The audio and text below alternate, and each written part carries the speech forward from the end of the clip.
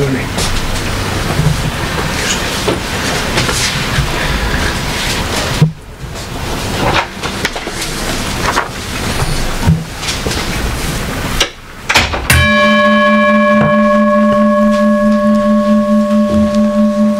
Góðan dag. Fundur settur í bæjarstjórn Akraness. Þetta 1284. fundur bæjarstjórnar og haldinn þann 11. desember 2018. Hér mætt til fundar eftirfarandi bæjarfulltrúar: Rakel Óskarsdóttir, Valgarður L. Jónsson sem hér talar og gegnir embætti forseta bæjarstjórnar, Elsa Lára Arnardóttir, Sandra Margrét Sigurjónsdóttir, Gerður Jóhanna Jóhannsdóttir, Einar Brandsson, Ragnar B. Sæmundsson og Ólafur Adolfsson og einnig varabæjarfulltrúi Kristinn Hallur Sveinsson sem situr þennan fund í fjarveru Báru Daðadóttur bæjarfulltrúa. Einnig sitja þennan fund Sævar Freyr Þráinsson bæjarstjóri og Steinar Dagur Adolfsson sviðsstjóri stjórnsýslu og fjármálasviðs, en hann sér að rita fundargerð. Ég býð fundarmenn velkomna til fundarins og áður en að gengið til dagskrár þá óskar forseti eftir með vísan til C-liðar 15. greinar samþykktar stjórn og fundarsköp Akraneskaupstaðar að bæta með afbrigðum nokkrum málum á dagskrá. Það eru málnúmer, ég ber þau öll upp í einu og ef að bæjarfulltrúar hafa athugasemdir við eitt eða öll þá gef ég kost á því, en les öll þessi mál upp sem að hér til að bæta inn á dagskrá fundarins með afbrigðum. Það eru málnúmer 1809059, aðalskipulag Grenjar breyting, málnúmer 1809055, deiliskipulag Grenjar, hafnarsvæði H3 vegna Bakkatúns 30-32. Í þriðja lagi málnúmer 1809183, það er aðalskipulag Flóakerfis breyting. Í fjórða lagi málnúmer 1807128, það er deiliskipulag Flóakerfis endurskoðun. Í fimmta lagi þá er það málnúmer 1809184, aðalskipulag Smiðjuvellir breyting. Í sjötta lagi málnúmer 1805071, deiliskipulag Smiðjuvallarsvæðis. Og að síðustu er það málnúmer 1801008 sem eru fundagerðir skipulags- og umhverfisráðs á árinu 2018. Málin verða númer 5 til og með 11 verður þau samþykkt og töluliðir 5 til og með 9 breytast þá í samræmi við það og verða númer 12 til og með 16 á dagskrá fundarins. Einhver bæjarfulltrúi sem vill hreyfa athugasemdum við einu þessara mála eða öllum. Þeir sem samþykkja það að bæta þessum málum á dagskrá fundarins gjöru svo gefamerki og það er samþykkt með öllum atkvæðum bæjarstjórnar. Þá göngum við til dagskrár og fyrsta mál á dagskrá er fjárfestinga og framkvæmdaáætlun 2019-2022. Annað mál á dagskrá er fjárhagsáætlun 2019 og 3 ára áætlun 2020-2022 og forseti gerir þá tillögu að þessi 2 mál verði tekin saman í eina umræðu þó að þau verði síðan afgreidd hvort í sínu lagi eftir þá umræðu. Einhverjir fundarmenn sem hreyfa mótmælum við því. Svo er ekki og þá kynnir forseti inn þessi 2 mál. Það er sem sagt mál númer 1, það hefur málsnúmerið 1810-140, fjárfestinga og framkvæmdaáætlun 2019-2022. Fjárfestinga og framkvæmdaáætlun 2019 og 3 ára áætlun 2020-2022 var samþykkt í bæjarráði þann 7. desember síðastliðinn og vísað til bæjarstjórnar til staðfestingar. Og mál númer 2 hefur málsnúmerið 1806199, fjárhagsáætlun 2019 og 3 ára áætlun vegna tímabilsins 2020 til 2022. Fjárhagsáætlun 2019 og 3 ára áætlun 2020 til 2022 ásamt tillögum var samþykkt í bæjarráði þann 7. desember síðastliðinn og vísa til staðfestingar í bæjarstjórn. Og orðið laust þessa 2 fundarliði og það bæjarstjórinn Sævar Freyr Þráinsson sem tekur til máls. Gjörðu svo vel, Sævar Freyr.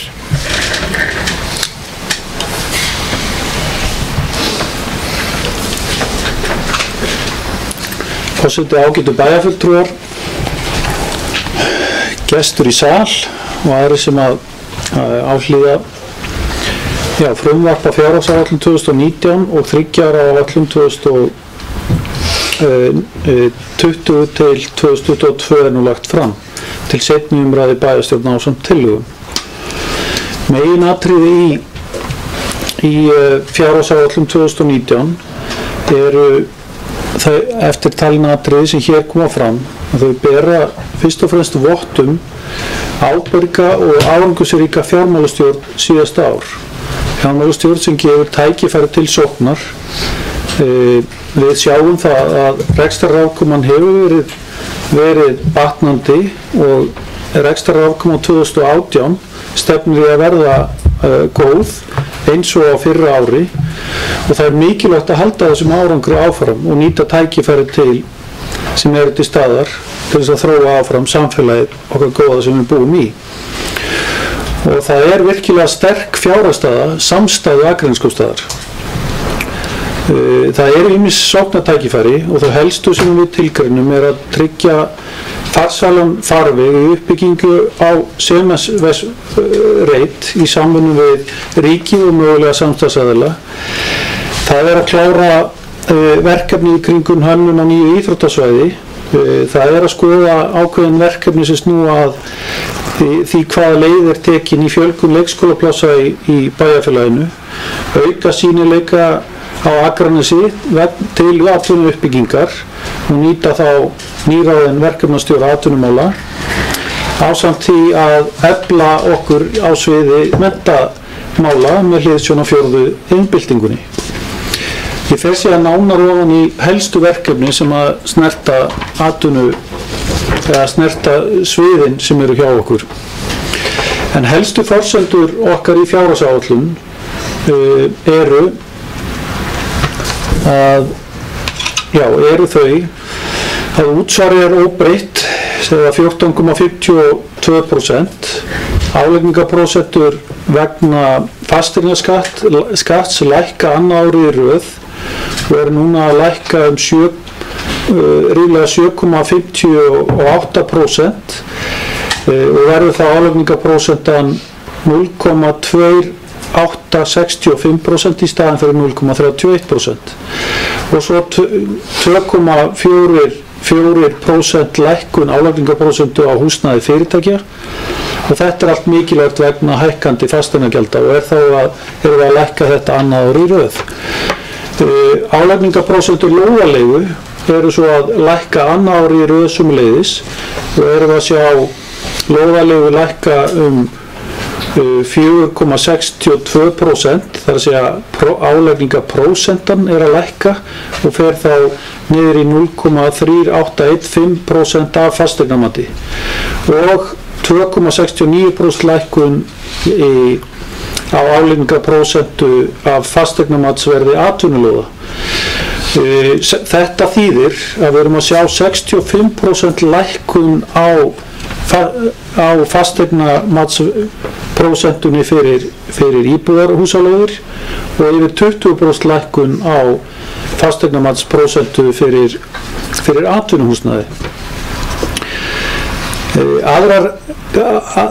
Aðrar helstu forsendur fyrir árið að við erum að sjá að verðlagsþróun að þróast með þeim hætti að vísitala að hækka 2,9% en ný spá, þessi 2,9% spá fengin frá þjóðhagsspá Hagstofunnar en Ný spá bankana gerir hins vegar ráð fyrir 3,5% og þarna má segja að við séum komin með ákveðna hagræðingarkröfu inn í reksturinn sem mikilvægt af því að við ætlum okkur að tryggja ábyrga fjármálastjórn til framtíðar og reyna að halda aftur af útgjaldahækkunum.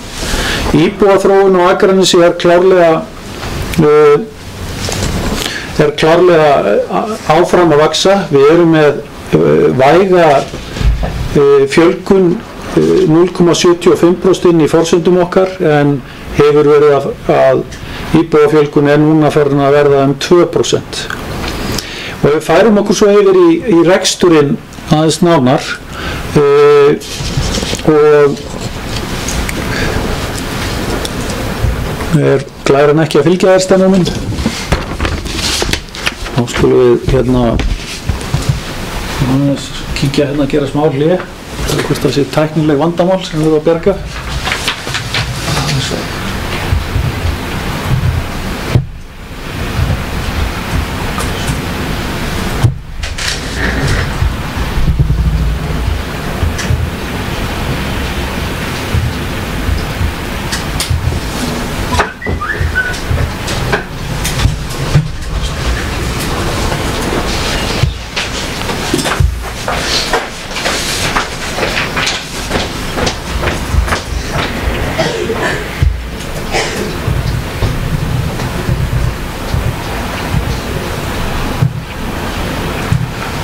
Svona.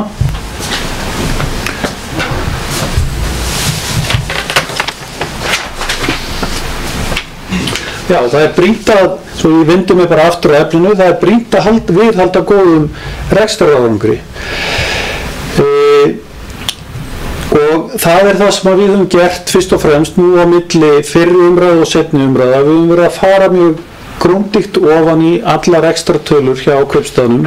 Það nákvæma launagreiningar og nákvæma greiningu á öðrum rekstrargjöldum og árangurinn af því að við höfum náð svona að finna út úr því að rekstrargjöld á aðalsjóðum munu lækka eða afkoman á aðalsjóði að batna einar 40 milljónir króna og í heildina það er afkoma samstæðu uppgjörs að batna úr 379 milljónum króna eins og hún var kynnt í fyrri umræðu og það nú í seinni umræðu 424 milljónum króna og kemur þetta bæði í A-hlutanum og í B-hlutanum sem eru breytingar sem öllum í bæjarstjórn nokkuð vel kunnugt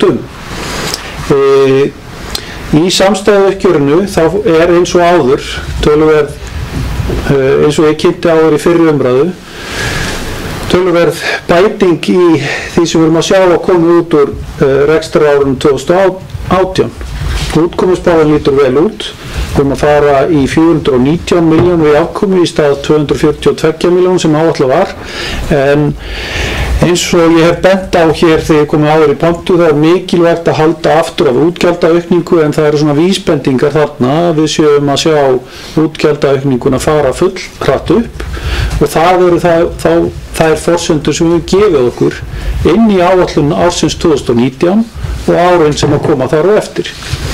Og þess vegna vil ég sýna ykkur aðeins nánar hvernig reksturinn þróast frá árinu 2018 eins og útkomuspáin lítur út og þið sjáu að á súlunni sem lengst til vinstri að það gert ráð fyrir að afkoman verði 419 milljónir. Svo fáum við hækkun á tekjum í formi útsvars og jöfnunarsjóð sem að skila okkur 284 milljónum í áætlun. Fasteignaskattar gerum við ráð fyrir að muni skila okkur viðbótartekjum upp á 71 milljón. Önnur ekstragjöld að gera það að verkum að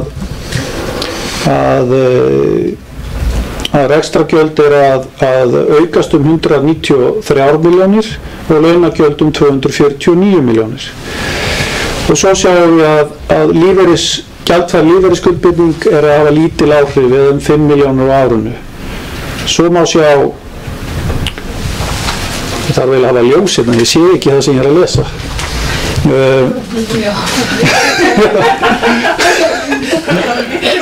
Já, þarna allt í hennu byrti yfir. Og við sjáum af þessu að rekstrakostnaður þarna að vaxa 60 milljónir króna og fjármagnsliðir eru að bæta afkomuna 24 milljónir sem þróun sem við verið að sjá undanfarin ár þar sem að efnahagsreikningurinn hefur verið að styrkjast. Og svo eru óreglulegir liðir, það skila okkur 121 miljón sem auka tekjur af dalbrutarit sem telst meðal óreglulegra liða og niðurstaða ársins því að stefni að verða mjög sambarleg því sem að útkomuspáin fyrir þetta ár og áætlun okkar fyrir árið 2019 Þannig að þetta varpar vonandi ljósi á þróunna á milli ára hjá okkur. En ég myndist á það að það væri mikilvægt að hafa skýra og sterka fjármálastjórn og þá gott að horfa til þess hvað reksturinn að skila okkur. Og með því að rýna nánar í veltufé frá rekstri má sjá að á árinu 2019 það áætlað 1.090 milljónir. Veltufé frá rekstri raun sú fjárhæð sem sveitarfélagið hefur til að greiða afborganir lána og ráðast í nýfjárfestingar.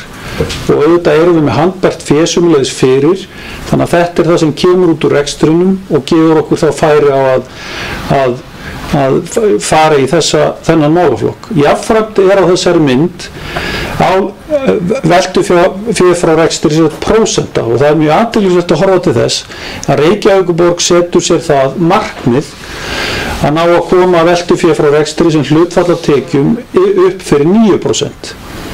En það prósenta sem við höfum bara aldrei séð hér hjá okkur. Við höfum alltaf verið töluvert yfir því og erum að gera ráð fyrir árinu 2019 verður þessi prósenta 14,2%. Þannig að það ýmislegt sem að sýnir okkur að það styrkur í rekstrinum hjá okkur, en það eru líka ákveðnir veikleikar sem að mig langar að vekja athygli á hérna á eftir. En fyrst þá ber að nefna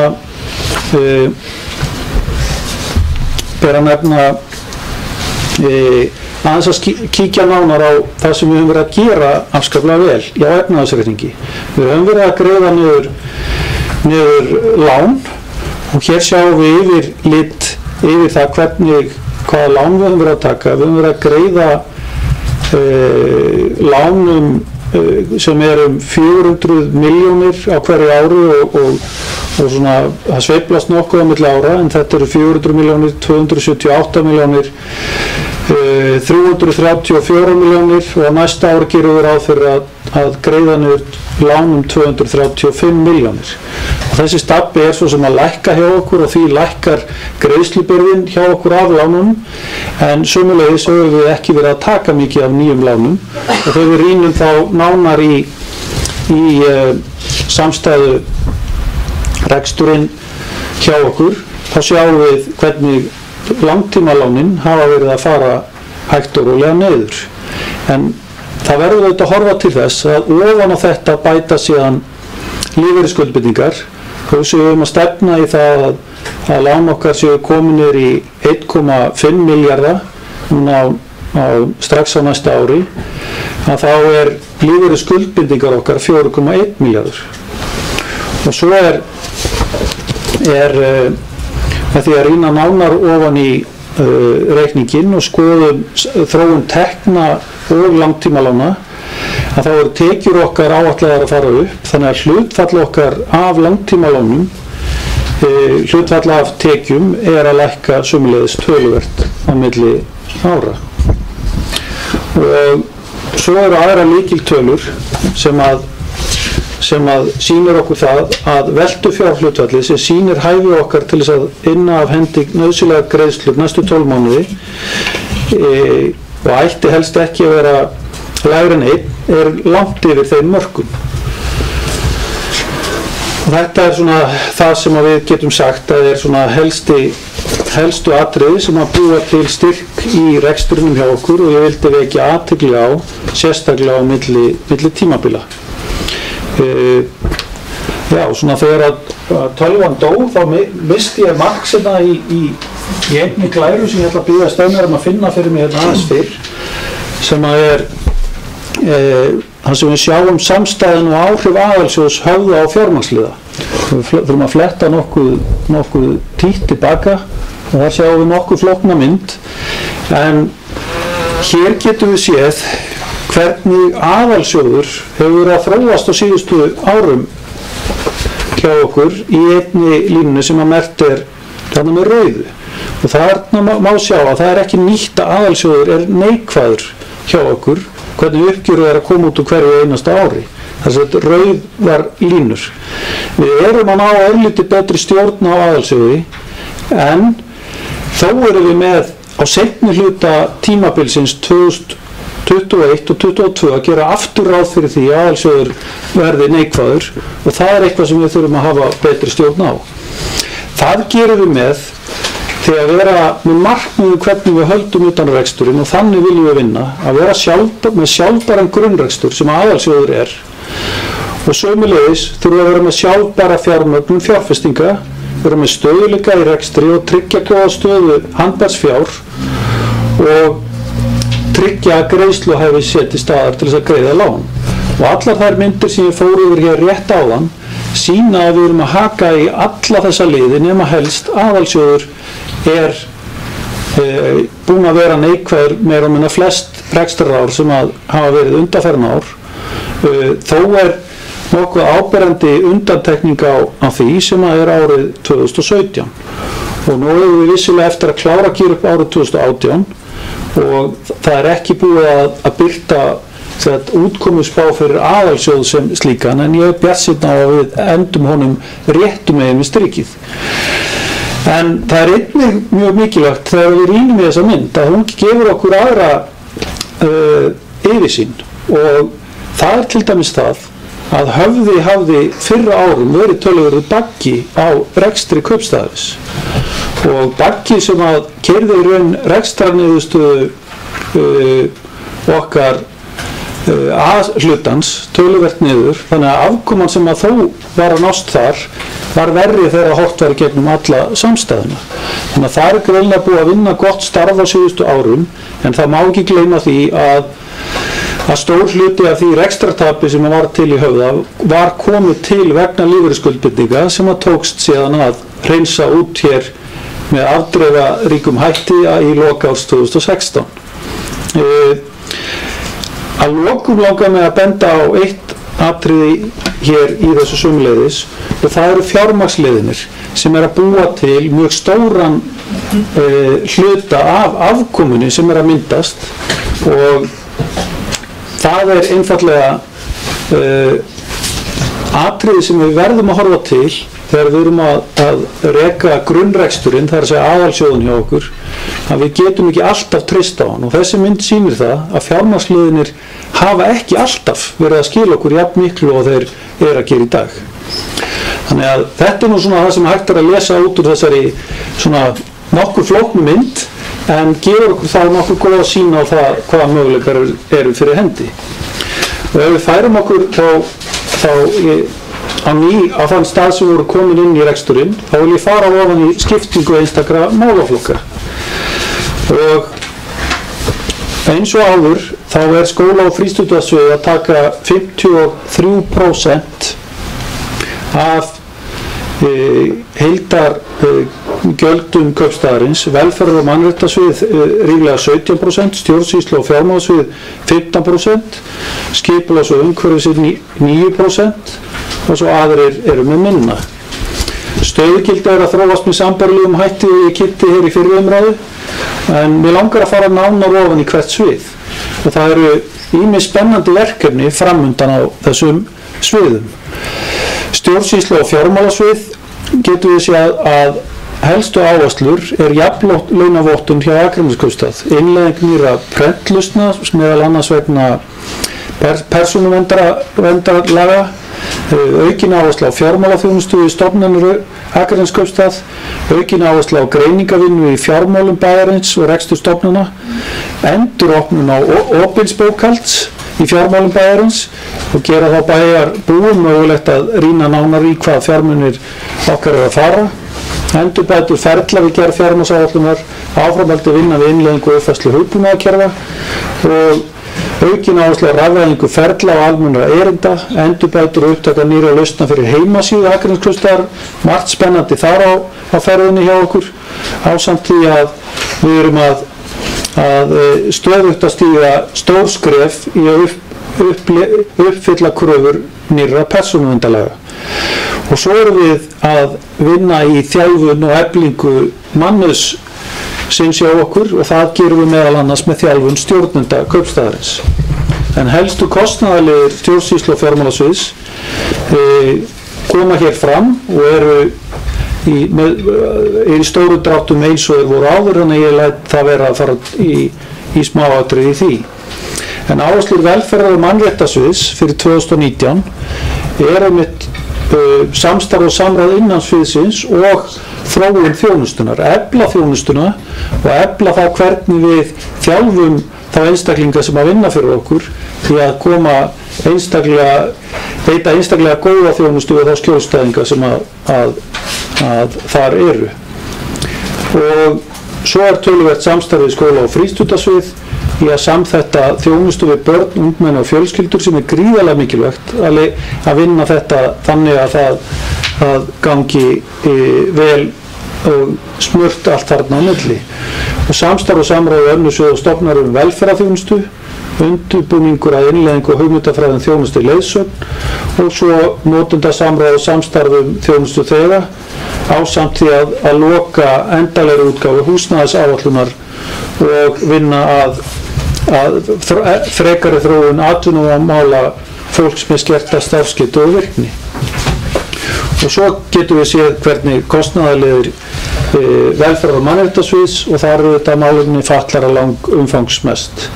Á skóla- og frístundasviði ætlum við að leggja áherslu á íbúaþing menntamál og þar fjórða innbyltingin þetta mjög umfangsmikil. Vinna endurskoðun að mennta stefnu, undirbúa stofnanir sviðsins til að mæta fjölgun íbúa sem eru auðvitað stöðu áskorun í stækkandi bæ og sömuleiðis samstarfi velferðarsvið á sama hátt og við myndumst á áður og vinna að stefnumörkun í notkun tölvu og upplýsingatækni í leik- og grunnskólum bæjarins ásamt frístundastarfi.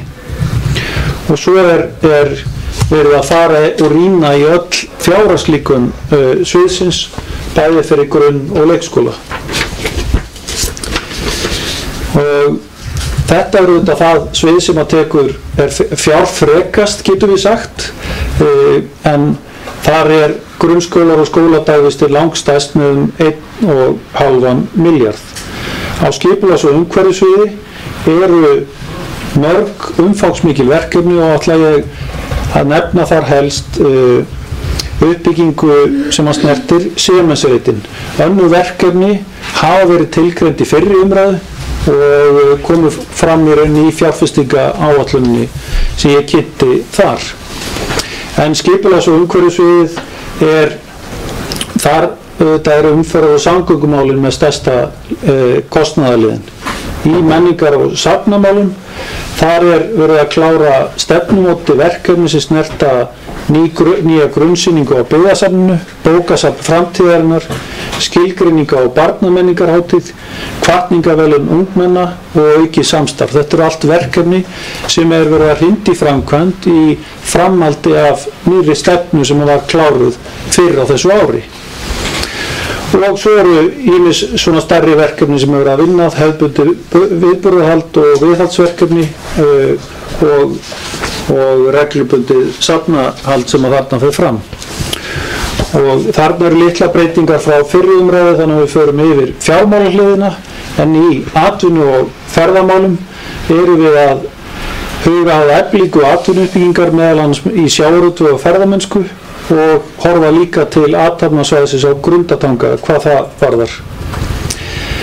Og þar ætlum við sömuleiðis að yfirfara stefnuna sem hefur verið við lýði síðustu árin og í ferðamálunum það margt framundan hjá okkur, ferðabæklingur, myndbandsgerð, og stofnun Skagapassa ásamt því að kynna ýmis tækifæri sem snúa að því dásamlega nýja mannverki sem við opnuðum helgina sem Guðlaug og að vinna eftir verkefnum áfangastaðaáætlunar sem að fyrir Vesturland sem að svo hefur flotið nafni DMP eða Destination Management eitthvað planning, já og svo það litla breytingar sem hafa orðið í atvinnu- og ferðamálum hvað fjármála hliðina varðar.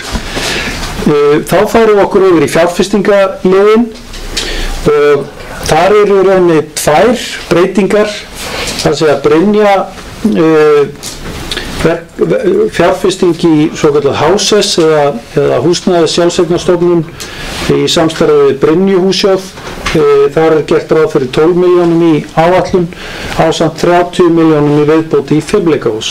Að öðru leyti fjárfestingu á framkvæmdaráætlunin eins og hún var kynnt í fyrri umræðu og ég leyfi bara fólki að njóta þeirra glæra sem að hér fylgja á eftir sem ítarefni og vil því ljúka mínu máli á því að segja, forseti, ágætu bæjarfulltrúar, ég vil þakka fjármálastjóra sem situr hérna með okkur í sal og ég vil þakka aðalbókara kærlega fyrir undirbúning þessara fjárhagsáætlunar.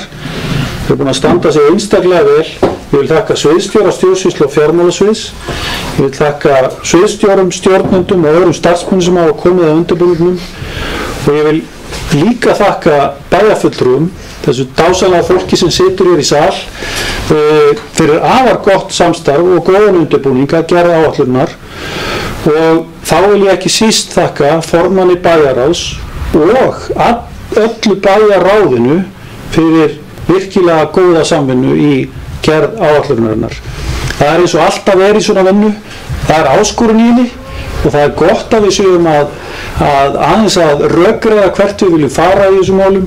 Mér hefur fundist fólk hafa verið svona beitt í þeirri nálgun og það skiptir máli þegar við ætlum að ná árangri í fjárhagsáætlun eins og þessari.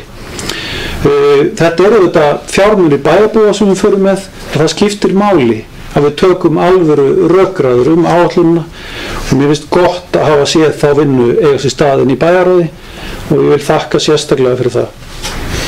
Að þessu sögðu legg ég fram frumvarp að fjárhagsáætlun 2019 og 3 ára áætlun 2020 til 2022 til seinni umræðu í bæjarstjórn Akraness.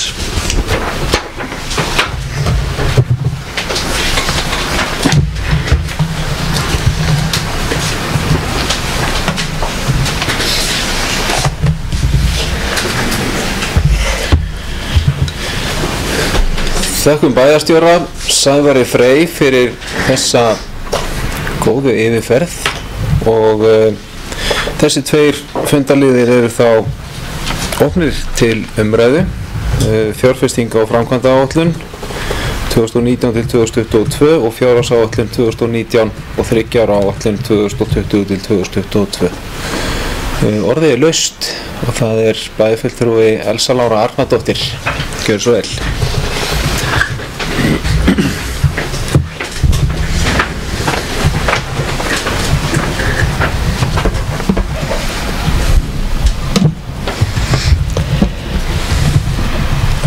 Forseti, ágætu bæjarfulltrúar, gestir í sal og þeir sem á hlýða annars staðar frá. Eins og fram hefur komið þá ræðum við hér fjárhagsáætlun fyrir árið 2019 og 3 ára áætlun vegna tímabilsins 2020 til 2022 og auk þessa fjárfestingar og framkvæmda áætlun. Mér langar að byrja á að þakka öllum þeim sem komið hafa gerð þessara áætlunar eins og fjármálastjóra, Akraneskaupstaðar, fjármálasviði bæjarins, sviðsstjórum og öðrum embættismönnum. En auk þessa vil ég færa Steinari Adolfssyni og bæjarstjóranum okkar, Sævari Frey Þráinssyni, fyrir mjög gott starf við alla þessa vinnu. Mér langar jafnframt hér í upphafi máls míns að þakka nefndarmönnum í bæjarráði og bæjarstjórn allri fyrir afar gott samstarf. En það einmitt eins og kemur fram í ræðu bæjarstjóra að það einmitt í bæjarráði sem mjög mikill hluti vinnunar fer fram í tengslu við fjárhagsáætlunina og það var sérstaklega ánægjulegt þegar við náðum að samþykkja hana út úr bæjarráði síðastliðinn fimmtudag með samþykki allra 3 nefndarmannana í bæjarráði. En eins og framkom í fyrstu umræðu fjárhagsáætlun sem framfór þann 13. nóvember síðastliðinn þá stóð til á þeim tímapunkti að fara í gegnum mikla greiningavinnu og launaþróun og rekstrarkostnaði hjá Akraneskaupstað á milli umræðna þar sem að við vorum með vísbendingar mikla aukningu á báðum þessum liðum á undanförnum árum. Vísbendingar þessa þróun var farin að birtast nokkuð áður en nú var orðið tímabært að skoða ofan í hina ýmsu málaflokka sem gert var. Það má í rauninni segja að öllum steinum hafi verið velt við á milli umræðuna hér inn í bæjarráði og á fjármálasviði kaupstaðarins og greiningar fóru meðal annars fram á launaþróun, yfirvinnutímum og ýmsum rekstrarkostnaði hjá hinum mismunandi starfseiningum Akraneskaupstaðar. Með því að fá þessa greiningu þá var auðvelt að sjá hver þróunin hefur verið á ofangreindum liðum á undanförnum árum og taka ákvarðanir sem byggðar eru á þessum greiningum. Þessar ákvarðanir birtast nú í annarri umræðu fjárhagsáætlunar þessarar sem við ræðum hér í dag. Eins og fram hefur komið hér á þessum fundi þá fór Sævar Freyr Þráinsson, bæjarstjóri okkar Skagamanna, mjög vel ofan í það áætlun sem nú liggur fyrir bæjarstjórn en ég mun hér í framsögu minni fara ofan í nokkur atriði sem ég vil leggja áherslu á. Mér langar hér aðeins að segja að sem reyndar kom fram áðan líka að í fyrstu umræðu fjárhagsáætlunar var áætlunin samþykkt og þá var rekstrarreikningur A-hluta samþykktu þannig að aðalsjóði var rétt 91 milljón í mínus á meðan að sú áætlun sem liggur fyrir núna gerir ráð fyrir tæpum 55 milljónum í mínus. En það gerðist í vinnu á milli umræðuna að við náðum að minnka þetta gap þarna á milli tæpar 40 milljónir og þetta gerðist ásamt því að við vorum taka tillit til ýmissa beiðna sem lágu fyrir á milli umræðuna. Þessi niðurstaða félur það einnig í sér rekstrarafkoma A-hluta er núna jákvæðum rúmar 421 milljón króna og samkvæmt A- og B-hluta rekstrarreiknings þá er rekstrarafkoma jákvæðum rúmar 424 milljónir. Þetta eins og framkom hér áðan þá eru einnig breytingar á B-hlutanum á milli umræðuna og svo breyting snýr að Höfða hjúkrunar- og dvalarheimili en í fyrri umræðu var fjárhagsáætlun Höfða í 18,4 milljónum í mínus þar sem gjaldfærsla vegna framkvæmda var inn í áætluninni og það var ákveðið þar sem að enn hefur ekki fengið svar frá framkvæmdasjóði aldraðra þá var ákveðið að taka gjaldfærsluna út og bæta henni við sem viðauka ef að og þegar framkvæmdasjóður aldraðra mun samþykkja fjármagn í framkvæmdir á Höfða. Þessar framkvæmdir, mig langar að segja það líka hér að þessar framkvæmdir eru gríðarlega mikilvægar fyrir starfsemi Höfða, bæði fyrir starfsmenn og heimilismenn og þess vegna vonast ég til og ég held að ég geti örugglega sagt það fyrir alla bæjarfulltrúa en ég ætla að segja það hér, þess vegna vonast ég til að framkvæmdasjóður aldraðra fara að gefa okkur grænt ljós á þessar framkvæmdir en þessi breyting og þessi ákvörðun sem var á milli umræðuna hér í bæjarstjórn felur það í sér og núna stendur fjárhagsáætlun Höfða í rúmum 3 milljónum í plús.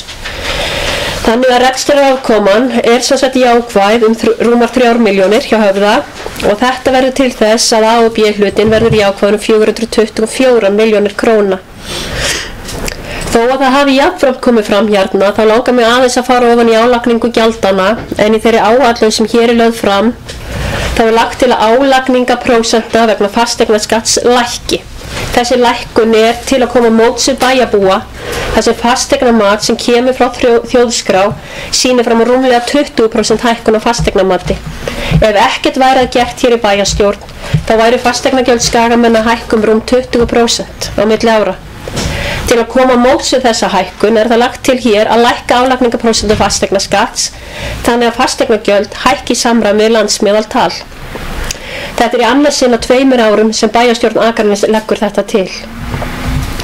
Einnig langar mig að minnast aðeins á þjónustugjaldskrá fyrir árið 2019 en það er lagt til að almennar þjónustugjaldskrár hækki samkvæmt áætlari vísitölu neysluverðs sem var 2,9% upp af fjárhagsáætlunarvinnunnar í sumar.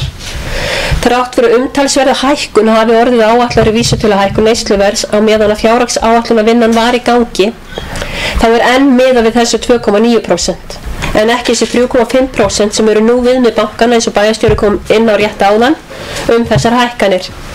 Hér bæjarstjórn Akraness jafnframt að leggja það til að fara í ákveðna millileið í álagningu á bæjarbúa, bæði hvað varðar hækkun á þjónustugjaldskrám og við erum að fara millileið í hækkun, við erum að lækka álagningaprósentuna en samt munu fasteignagjöldin hækka vegna þeirra upplýsingar sem koma frá Hagstofu Íslands, Þjóðskrá Íslands fasteignamat. Mér langar að fara aðeins örlítið ofan í það sem að birtast í fjárhagsáætlun og tengja það örlítið við meirihlutasamkomulagið en ég ætla ekki að fara mjög djúpt ofan í það því ég veit að það eru aðrir bæjarfulltrúar sem munu koma inn á þau svið úr þeim nefndum varðandi þau málefni sem í þeim ráðum sem þau tilheyra.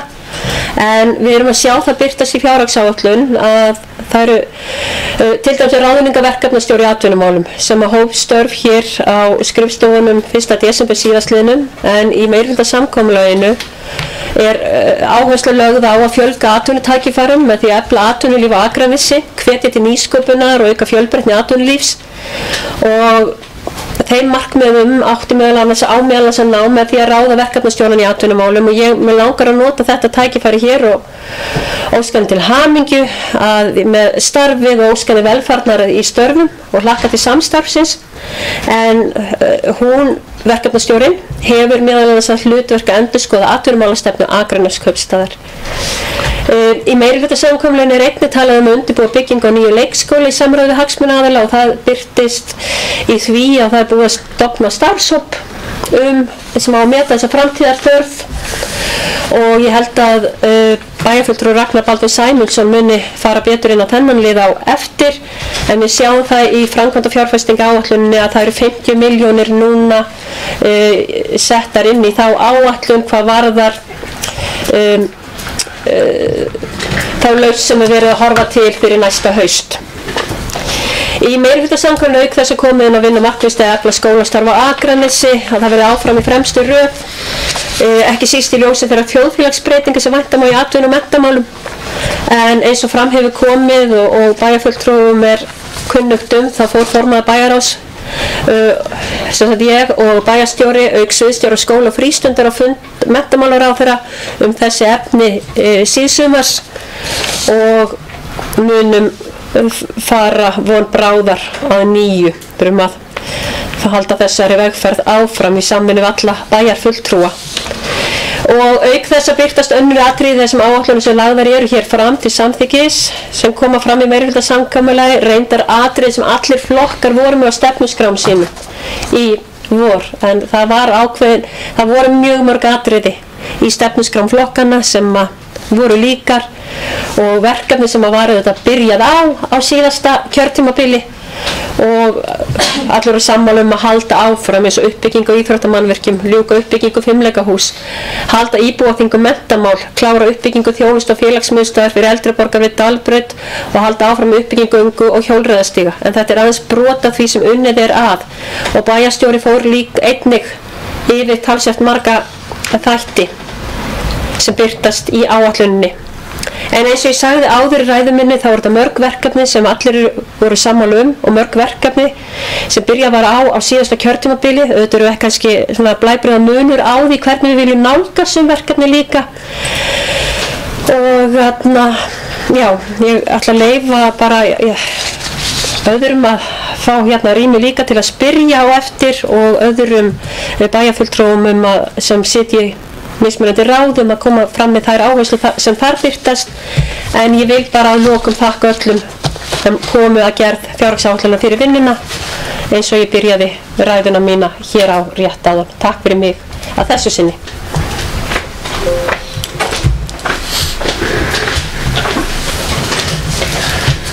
Takk fyrir bæjarfulltrúi Elsa Lára Arnardóttir. Næstur á mælendaskrá bæjarfulltrúi Ragnar B. Sæmundsson. Gjörðu svo vel.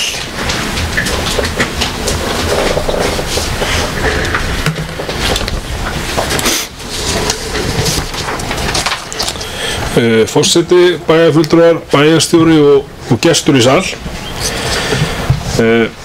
Hér ætla ég að fara aðeins yfir það sem snýr að annars vegar skóla- og frístundaráði og hins vegar skipulags- og umhverfisráði. En áður ég fyrir það, þá vil ég, líkt og bæjarfulltrúi Elsa Lára Árnadóttir, þakka innilega fyrir samstarfið og samvinnuna í þessu og ekki síst starfsmönnum sviðana fyrir þolinmæði og hjálpsemi. Það er mikið verk að fá inn svona stóran hluta nýra bæjarfulltrúa og það er bara virkilega gaman, búið að vera gaman að takast á þessa vinnu. En ég ætla að byrja að fara yfir skólamálin. Það er gert ráð fyrir 200 milljóna króna aukningu í þeim málaflokki og ég ætla svo sem ekki að fara yfir hvernig einasta lið. Það tæki alltaf langan tíma, en mér var samt sem að vera svona ræðum nokkur mál. Það var stofnað, eins og bæjarfulltrúi Elsa Lára kom inn á, það var stofnað starfshópur til þess að meta framtíðarþörf á leikskólaplássum í bæjarfélaginu og hann á að ljúka störfum í maí. Samhliða því er hafin undirbúningsvinna til að bregðast við þeim vandamálum sem geta komið upp ef fjölgun barna heldur áfram líkt og verið hefur. Og þá er annars vegar horft til þess að koma fyrir lausri stofu við einhverja leikskólum bæjarins eða fara í framkvæmdir við skátasel til þess að brúa það bil meðan og ef við förum í byggingu nýs leikskóla.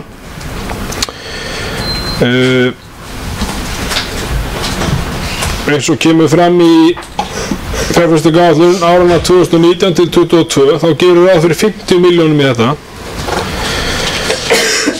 þennan flokk.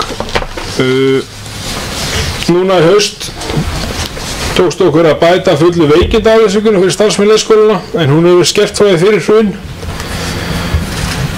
Vinna við innnámsbreytingar í Brekkubæjarskóla halda áfram 2019 og gert ráð fyrir 60 milljónum þann hluta. Þessi vinna kemur til með að gjörbreyta vinnuaðstöðu fyrir bæði nemendur og kennara. Svo er það hvað snertir skipulags- og umhverfisráð. Þá eru einhver stærri breytingar svona milli umræðurina en 2019 eins og allir vita verður mjög stórt framkvæmdaár á Kaustanum og þannig náttúrulega er helst að nefna eins og við komum fram hérna áður uppbygging á Dalbrautarveit, Fimleikahús, fyrstu skrif í uppbygging á Jaðarsbökkum, frístundamiðstöð, reiðskemmu og gatnagerð.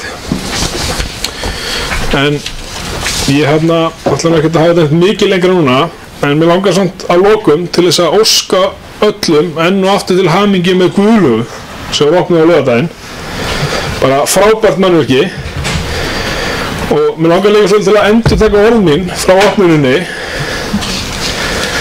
og þau voru svona: það þarf kjark og þor til þess að fara á stað og klára brjálæðislega hugmynd og Guðlaug er heitur pottur í miðju grjótgarðinum við opið haf, brjálæði en samt svo geggjað.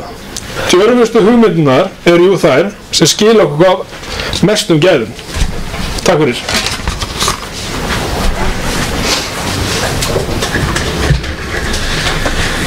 Takk fyrir bæjarfulltrúi Ragnar B. Sæmundsson og það er bæjarfulltrúi Gerður Jóhanna Jóhannsdóttir sem er næsta mælendaskrá. Gjörðu svo vel.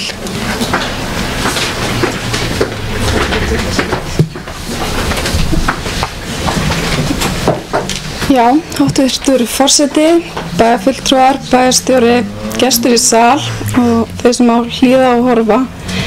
Ég vil taka undir orð fyrir bæjarfulltrúa að þakka kærlega sviðsstjórum og starfsfólki bæjarins sem að komið hefur að þessari miklu vinnu og ég ætla þá sérstaklega að þakka Svölu Hreinsdóttur sviðsstjóra fyrir hennar hluti þeirri vinnu sem hún hefur á sig lagt. Ég ætlaði svona helst að nefna,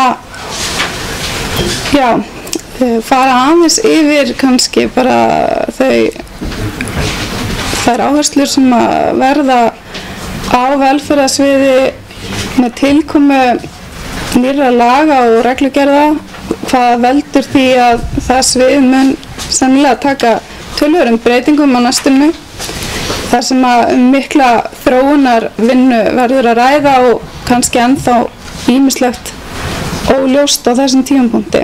en breytingar á lögum félagsþjónustu og ný lög þjónustu við fatlað fólk með langvarandi stuðningsþarfir tóku gildi þann 1. október síðastliðinn og kallaði töluvert og breyttar áherslur í þjónustu og einstaklinga með stuðnings- og stoðþjónustu þarfir. Þannig verður meginstefnan í þjónustunni sem áður var félagsleg heimaþjónusta og almenn liðveisla nú sameinuð og útvíkkuð. Þjónustan verður ekki bundin við heimili, heldur nær hún til þjónustu við athafnir daglegs lífs og til að rjúfa félagslega einangrun. Þjónusta þessi er fyrir alla sem hafa viðvarandi eða tímabundnar stuðningsþarfir. Í lögum félagsþjónustu er grunnþjónusta skilgreind alltaf 15 klukkustundum á viku, en gengið er út frá því að þegar þjónustuþarfir verði meira en sem nemur 10-15 tíma á viku takið við sérstakari þjónusta, meðal annars á grundvelli laga þjónustu við fatlað fólk með miklar stuðningsþarfir. Stöðumat á þjónustunni hefur verið tekið í ljósi þessara breytinga. Stöðumati hefur verið aðlagað breytingum á lögum og nýju lögunum, en 200 einstaklingar falla undir þessa skilgreiningu á þjónustunni í dag og umfangið mismunandi eftir málum. Þetta umfang mála hefur verið íþyngjandi fyrir starfsfólk, en búast má við fjölgun notenda og tímum í stuðningsþjónustu. Í ljósi þessara. Viðmiðun stundafjölda kunna að þrýsta upp heildarumfangi á sveitarfélaginu sem í dag kannski með frekar fáa tíma. Sveitarfélagið mun samhliða þessu fylgjast með þróun framlaga jöfnunarsjóðs vegna þjónustu við fatlað fólk, en kostnaðurinn hefur aukist undanfari ár og notendahópurinn stækkar. Einnig hefur fjölgun barna með fötlunargreiningu aukist jafnt og þétt frá því málaflokkurinn færðist til sveitarfélaganna. Á þjónustusvæði Vesturlands hefur ekki verið starfandi skammtímavistun og því áhersla hér á að veita stuðning með fjölskyldum sem kallast stuðningsfjölskyldur. Það hefur þó ekki náðst í öllum tilvikum að útvega slíkar fjölskyldur í samræmi við þörfina. En vonandi bætist úr því ástandi ef fólk vill vonandi fara að hjálpa meira til og hvetja alla til þess að hugsa hvort þeir eigi einhvern möguleika á slíku í eigin ranni. En þjónustusvæðis Vesturlands sem hefur sett samræmdar reglur stuðningsfjölskyldur, það bókaði á fundi sínum 22. ágúst síðastliðinn að leggja til við sveitarfélögin á Vesturlandi að hækka gjaldskrá stuðningsfjölskyldna í málaflokki fatlaðra og hefur það verið gert í samræmi við önnur sveitarfélög og vonandi, eins og ég segi, með því kannski hvetur það fjölskyldur enn frekar til að taka að sér þetta hlutverk. Starfsmönnum með skerta starfsgetu hefur fjölgað í félöginni síðastliðin ár, annars vegar vegna þeirra ungmenni sem hafa lokið framhaldsskóla og sækja virkni í félöginni og hins vegar vegna þeirra eldri einstaklinga sem áður höfðu ekki nýtt sér virkni og atvinnutilboð í félöginni. Á árinu 2017 bættist við gróðurhús og vinnuaðstaða í Smiðju við stærstu félöginnar og hefur það nýst vel til að fjölga verkefnum á staðnum og ætla ég að hrósa því framtaki og vona bara að við náum að bæta enn frekar í það með tímanum. En á árinu í ár hefur þungi einstakamálum tengt barnavernd verið það mikill að það stefnir í að auka þurfi töluvert í stuðningsúrræðum. Kallar þetta auki fjármagn en vonandi til skamms tíma. Stærstu kostnaðarliðir í barnavernd eru vistunarkostnaðar og á árinu hefur þessi kostnaður hækkað töluvert vegna einstakra mála og við vonandi fáum ríkið að einhverju leyti til þess að endurhugsa hvernig það mun koma að þessum málum í framtíðinni. Og já, við viljum leggja áherslu á að styðja við heilsueflingu aldraðra og munum því áætla 20% fastastöðu í stuðningsþjónustunni. En í slíku verkefni er þetta byrjunarskref í að huga betur að líkamlegu og andlegu atgervi við eldri borgarana okkar og þurfum örugglega að gera svo betur þar, en annars fór Sævar ansi vel í sinni kynningu enn á svona helstu áherslur innan sviðsins þar sem er þetta samstarf og samráð innan sviðs og áherslu á þróun þjónustunnar og þessi samþætting þjónustunnar við börn, ungmenni og fjölskyldur og er það verkefni með öðrum bæjarfélögum sem við verðum að kannski feta veginn rólega og varlega en er alveg klárlega eitthvað sem við verðum og munum skoða betur. En ég ætla allan að þakka fyrir mig í bili.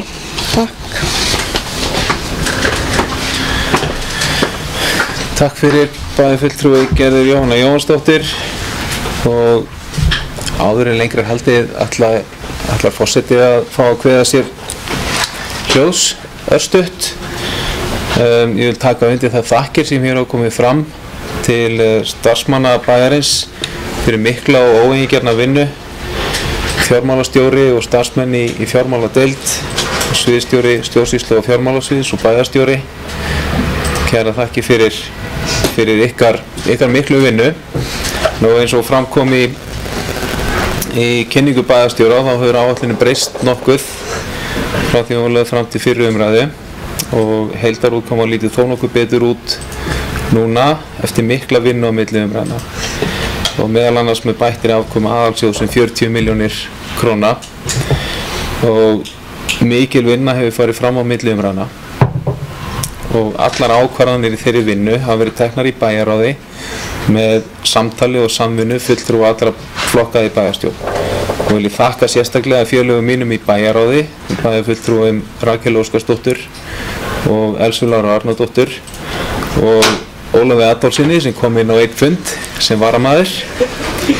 Þakka ykkur kærlega fyrir gott samstarf og mikla og eigingjarna vinnu.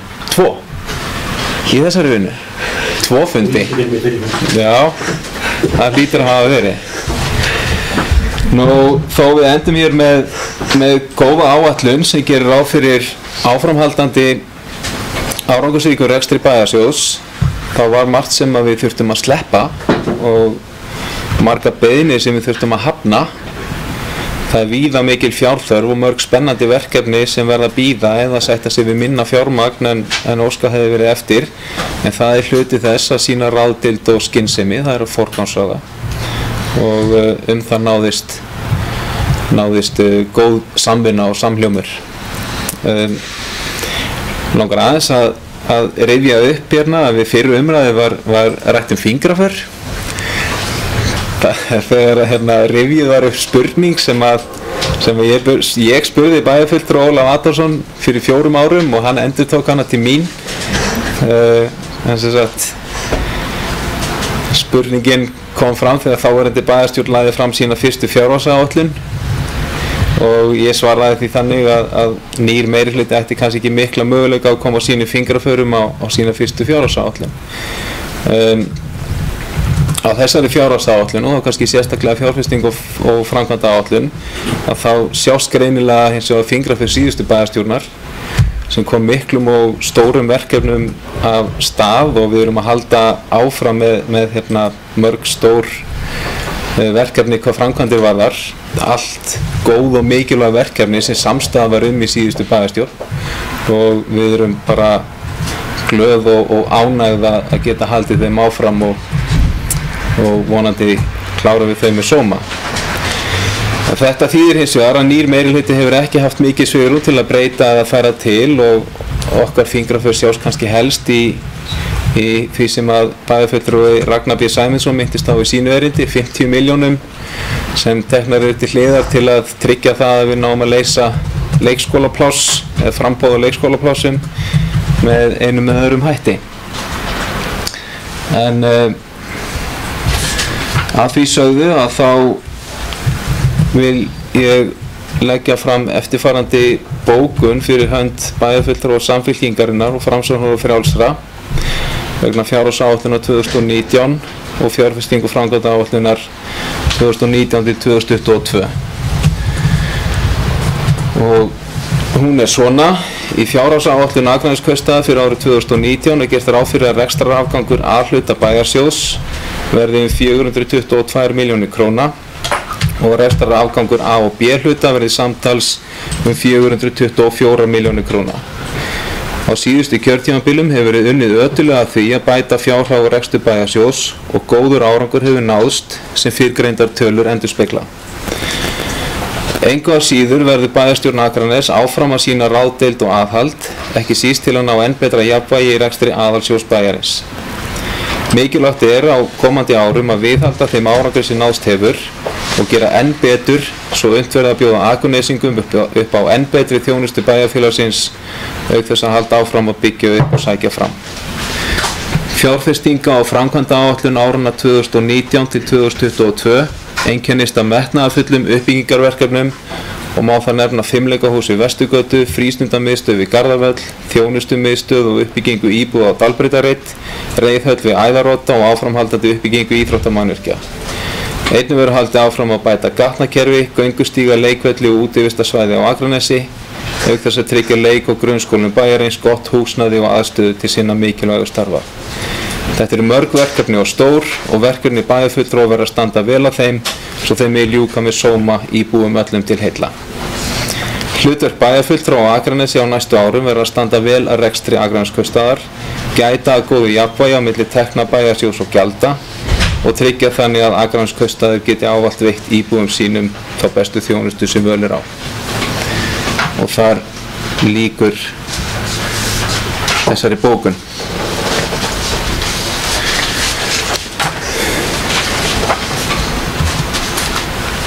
Og þar með hef ég lokið máli mínu og næsta mælendaskrá er bæjarfulltrúi Sandra Margrét Sigurjónsdóttir. Gjörðu svo vel.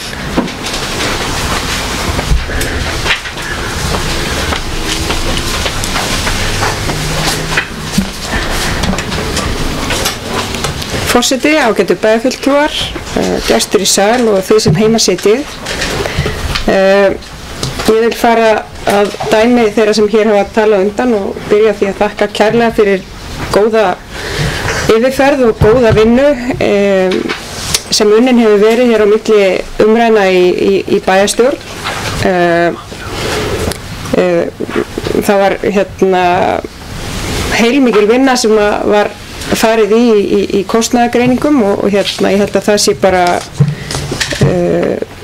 líka veganesti sem við eigum inn í framtíðina sem við getum nýtt okkur að vinna áfram og okkur til hagsbóta í fjárhagsáætlunargerð og í rauninni bara í rekstrinum frá mánuði til mánaðar. Ég bara tek undir orð bæjarstjórans og varðandi það að efnahagsreikningurinn er sterkur.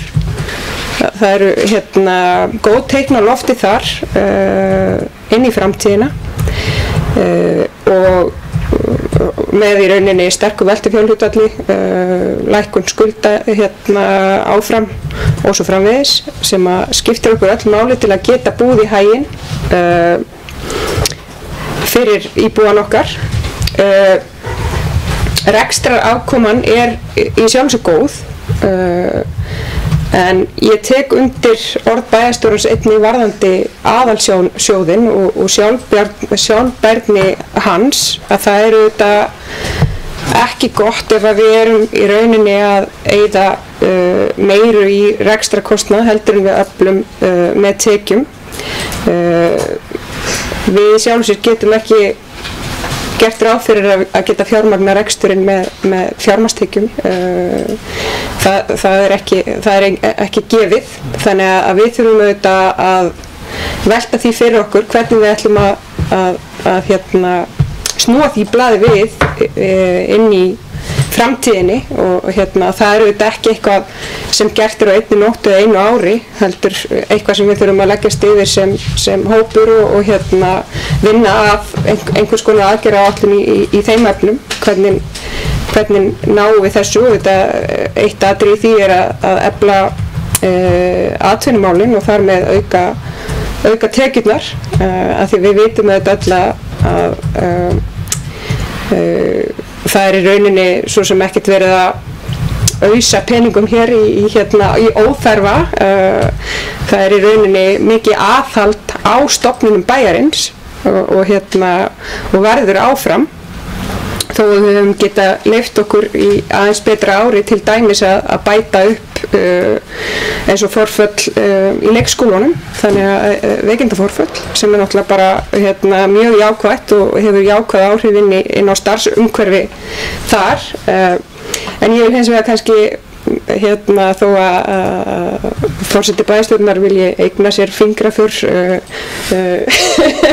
varðandi framlag til leikskólamála og ætla ég nú alveg að eigna okkur sjálfstæðismönnum hluta af því fingrafari líka, bara þannig að það sé sagt. En ég bara endurtek þakkir mínar til starfsmanna fjármálasviðs, stjórnsýslu og fjármálasviðs og vona að við getum á næsta ári enn frekar nýtt okkur þetta og haft góðar upplýsingar að byggja á. Takk fyrir.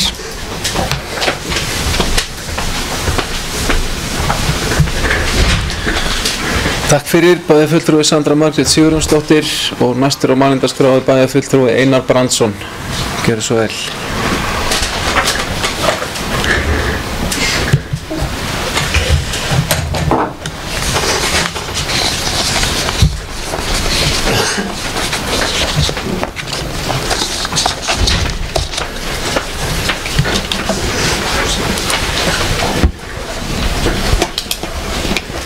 Forseti, ágætu bæjarfulltrúar og aðrir sem á hlýða. Ég ætla að taka hér til máls undir þessum liðum og ég ætla að byrja á því eins og margir hér á undan mér hafa gert að ég ætla að þakka fyrir þá vinnu sem að fram hefur farið. Þetta þeir sem hafa kynst þessu hvernig þetta fer, þetta mikil vinna og ég allir þakki skildar fyrir það. Ég ætla líka að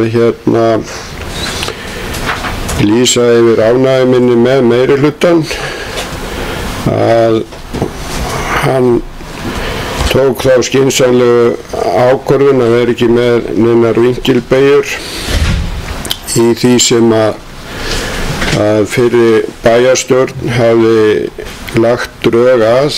Við höfum síðasta kjörtímabili lagt í tölverða vinnu með áætlanir fyrir þau verkefni sem að nauðsynlegt var að fara í og vorum búin að leggja á stað með ákveðna forgangsröðun í því og sem betur fer að þá erum við á þeirri vegferð núna. Þannig að það ber að þakka það og við höfum þar að leiðandi fylgt að mestu leyti þeim tillögum og öðru og í þeirri vinnu sem að fram hefur farið og í þeirri niðurstöðu sem við horfum á og tökum ákvörðun á eftir. Þannig að það svona mitt framlag nema mér langar, ég veit að okkar fulltrúar varamaður og aðalmaður í bæjarráði mun koma hér og fara kannski dýpra í þetta en mér langar aðeins að minnast á eina liðin sem að ég gerði í rauninni athugasemd við síðast og hvort að maður á að taka það þannig að maður hafi lítil sem engin áhrif í þessari bæjarstjórn. Ég ætla enn og aftur að minna á þann lið sem er númer 10 í hvað kallum við þetta, samþykktunum með fjárlögunum. Það er stjórnmálasamtök á Akranesi sem sagt framlag bæjarstjórnar til stjórnmálasamtaka á Akranesi. Þetta er skilgreint í lögum að það bæjarstjórnir eiga að sjá til þess að stjórnmálasamtök sem bjóða fram eigi að fá styrki. Þessi styrkur sem við höfum þannig upp á 1 milljón er búin að vera, hann var hér þegar ég satt mína fyrstu vinnu við fjárlagagerð, það var þessi 1 milljón þá og það eru nokkuð mörg ár síðan. Ég er ekki viss að allir gætu sætt sig við það að fá sama framlag til reksturs eða sama styrkin í 10 ár. Ég held að verðgildið hafi rýrnað töluvert mikið. Það í lögunum kveðið á það að stjórn Sambands íslenskra sveitarfélaga hafi rétt eða heimild til þess að setja ákveðnar viðmiðunarreglur og það kannski spurningin það að við könnum það hvort þær reglur til, ég hef ekki fundið þær og eins líka væri ágætt svona fyrir fjárlagagerðina á næsta ári að við verðum þá búin að undirbúa hvernig þetta fer fram þá í öðrum sveitarfélögum og þá þeim sveitarfélögum sem við berum okkur við. Þetta sem sagt kveðið á í lögunum, við eigum bara að hafa einhverja upphæð, hún taki þá bara þeim breytingum sem að aðri liðir í fjárlagagerðinni taka, þannig að það þurfi í sjálfsög ekki að vera að fjalla neitt þetta sérstaklega, kannski væri bæri minna á þessu liði ef hann væri þarna númer 5 eða 6 maður lesa alltaf fyrst og síðast, þannig að ef við erum feimið við þetta þá er einhvern veginn bara þá að lauma þessu þarna inn, en ég ekkert feimið við þetta kostar tölvert að reka þó þessar litlu stjórnmálahreyfingar sem við erum hér á Akranesi, þannig að mér finnst svona að við ættum að endurskoða þetta að minnstakosti fyrir næstu fjárlagagerð fyrir punktarnir fóru í gólfið. Þannig að ég ætla sem sagt að eftirláta þá bæjarfulltrúunum Óla Adolfssyni og Rakel Óskarsdóttur að fara í dýptina á þessu, enda hafa þau starfað í bæjarráðinu og þekkja þetta langtum betur heldur en ég. Takk fyrir.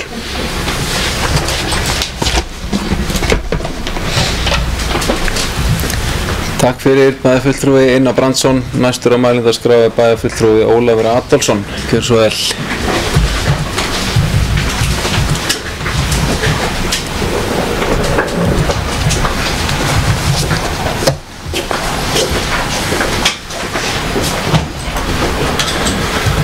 Herra forseti, ágætu bæjarfulltrúar. Ég ætla kannski að byrja að svara bæjarfulltrúar Einari Brandssyni varðandi þetta með milljónina. Þá veit ég að hann afskaplega súr yfir þessu máli, en ég ætla hins vegar að segja það að ef við horfum allavega til 2 síðustu kosninga þá hefur að minnsta kosti framlagið til Sjálfstæðisflokksins verið vel rúmlega neysluverðsvísitalan. Það sé aukningin, þannig að hann á ekki að hafa ekki kvarta með höfund Sjálfstæðisflokksins allavega, svo það sé sagt. En ég er hingað komið kannski fyrst og fremst til þess að taka undir þær þakkir sem að við gjarnan færa embættismönnum Akranesskrifstofunnar og þá sérstaklega kannski þeim sem að starfa á sviði stjórnsýslu og fjármála, og hafandi verið formaður bæjarráðs og veit ég hversu gríðarleg vinna er fólkin í því að setja saman eina svona litla fjárhagsáætlun. Ég vil líka þakka bæjarstjóra fyrir mjög greinargóða yfirferð hérna áðan, og ég ætla bara að segja það að þetta var algjörlega á mannamáli, þannig að það auðveldar okkur leikinn, sérstaklega þegar við ætlum síðan að ræða fjárhagsáætlunina við til dæmis baklandi Sjálfstæðisflokkana. Nei, stjórnmálaflokkana. Ég get nú ekki sagt að allir í hugni til þess einhverju Sjálfstæðisflokki. Það er gjarnan vildi. Þetta er í rauninni kannski sá tími stjórnmálanna sem mér finnst hvað skemmtilegastur, það er að segja þegar að við erum búin með fjárhagsáætlunargerðina, allir er mjög þreyttir og rauðir eftir gríðarlega vinnu og mikla yfirlegu, og það var svo sannlega gert núna. Ég held að við getum verið mjög ánægð með niðurstöðuna af þessari fjárhagsáætlun gerð. Við ætlum að skila Akraneskaupstað með góðum afgangi á næsta ári. Það þýðir auðvitað ekki að við munum ekki verða fyrir áskorun á þeirri leið og við munum þurfa að hafa bein í nefnu til að standast allar þær freistingar sem að uppberi hverju sinni að ráðstafa örlítið meiri fjármunum heldur en kannski skynsamlegt væri. Það mikilvægt að við höfum ráðdeild og sparnað að leiðarljósi, við höfum alltaf að hverri krónu og það kostur ef við tökumst á aðeins forgangsröðun fjármuna og það heilbrigt og það fær okkur til að hugsa gagnrýnið og ég held að við höfum gert bara ágætlega því. Því ég hef líka svo gaman að stríða forseta þá langar mig að nefna það að minna ná að í upphafi þessa kjörtímabils þá þóttist ég nú sjá þó nokkuð af gömlum tillögum Sjálfstæðisflokksins frá 2014 í málefnasamningi nýs meirihluta og vil svo bara ítreka það hér að ég þekki þær nokkrar góða tillögur og ég ánægði með að meirihlutin hafi tekið þær upp. Ég vil líka þakka það samstarf sem hefur verið á milli, við höfum getað rætt okkur til niðurstöðu, það mikilvægt, það fyrir engin sár frá borði þó að við tökumst aðeins á og ég vil bara segja það að ég hlakka til komandi árs. Ég held að fjárhagsáætlun okkar þessu sinni sé raunhæf og við munum leggja allt í söluna til þess að standast hana og síðan ætla ég að því ég veit ekki hvort ég fæ að koma inn upp aftur þá ætla ég bara að þakka ykkur kærlega fyrir samstarfi á árinu og óska ykkur gleðilega hátíðar ef ég skildi ekki koma upp aftur.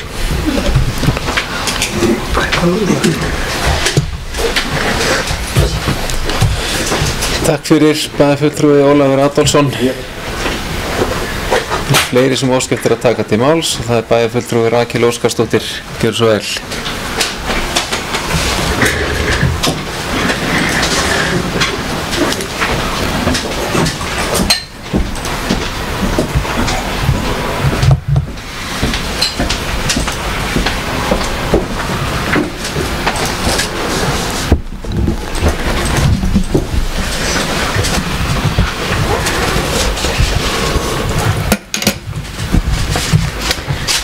Forseti, ágætu bæjarfulltrúar og þeir sem á okkur hlýða í gegnum útvarp eða tölvur.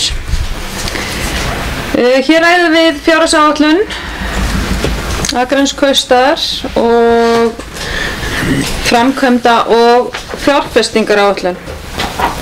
Ég held að fara ágætlega á því að ég sé síðust í á borðinu hér allavega kannski undir þessar umræði eða fyrir hluta umræði. Mér skilst að ég hafi verið eins og landarfjandi á síðasta fundi þegar við ræddum í fyrir umræði. En ég þurfti að koma mörgum málum að. Ég held að, og vonaði fyrirgefið með það, að það var þarft. Og kannski í upphafi erindi míns þá vil ég byrja á því að þakka kærlega fyrir þessa góðu yfirferð hér áðan hjá bæjarstjóra Sævar Freyr Þráinssyni og einnig þeim bæjarfulltrúum sem komu hér upp og fóru ítarlega yfir ákveðna þættir snerta málaflokkana okkar og gerðu það vel. Einnig vil ég þakka starfsmönnum stjórnsýslu og fjármálasviðs fyrir gríðarlega góða og mikla vinnu, endurskoðendunum okkar og Sigurður Páli Harðarsyni ekki síst. Mér finnst hann stundum gleymast í þessum þökkum okkar að hann búinn að liggja yfir þessari fjárfestingar og framkvæmdaáætlun, vakinn og sofinn og ég færi honum okkar bestu þakkir fyrir sitt framlag í þessu. Hér búið að fara yfir ansi marga þætti og hélt ég hér langa tölu síðast og ætla ég ekki að gera það aftur og ekki heldur að fara í að endurtaka það sem að hér hefur komið fram. En langar þó að nefna örfá atriði.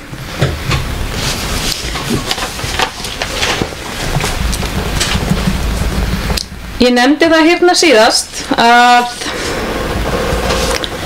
við ættum að fara að huga að uppkaupasjóð. Það eru teknir frá fjármunir og þeir hafa verið eyrnamerktir styrkjum, viðhaldsstyrkjum fasteigna og ég hef bent á það hér að ég vilji að við lítum okkur kannski nær núna og tökum til hjá okkur sjálfum og reynum að horfa til þéttingu byggðar og gera þau svæði sem eru ekki nein bæjarprýði að eftirsóknum reitum til þess að byggja nýjar byggingar eða íhuga sem grænsvæði. Örsteitt vildi bara taka undir með bæjarfulltrúa Söndru Margréti Sigurjónsdóttur með leikskólamálin. Ég held að það hafi bara verið gríðarlega góð lending í þessu máli að fara okkur hægt í uppbyggingu mannvirkja. Við þurfum að horfa í hverju krónu og hverju uppbyggingu fylgir rekstur og eins og staðan er í dag að þá erum við að fara að taka við rekstri fimleikahús sem er ekki kannski alveg séð fyrir endan hvernig verður og hversu mikill og stór hann verður og það verður lærdómsríkt fyrir okkur að skoða það og einnig erum við að horfa fram á miklu uppbyggingu á jaðarspökkum sem verður líka væntanlega aukinn rekstur og þetta þurfum við líka bara að skoða vel og vandlega og þá er líka allt í lagi að varpa fram spurningunni, ætlum við að reka þetta sjálf eða ætlum við að fá einhverja með okkur í lið í þessu verkefni. Það er alveg valmöguleiki, sum sveitarfélög gera það.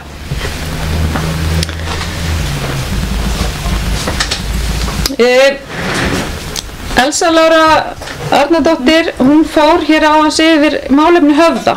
Hún gerði það vel og vil ég bara færa henni bestu þakkir fyrir það. En hvetja okkur þá leið og það er svo sem ég fundargerð Bæjarás að því var fylgt eftir þar sem við Ólafur Radarsson bæjarfulltrúi hefur nefnt hér að hvort að tímamótin sé ekki nú að endurskoða rekstrarformið á Höfða. Þetta er að vera komið í gott jafnvægi og sjálfseignarstofnun eins og Brákarhlíð í Borgarnesi gæti verið heppilegt rekstrarform fyrir okkur.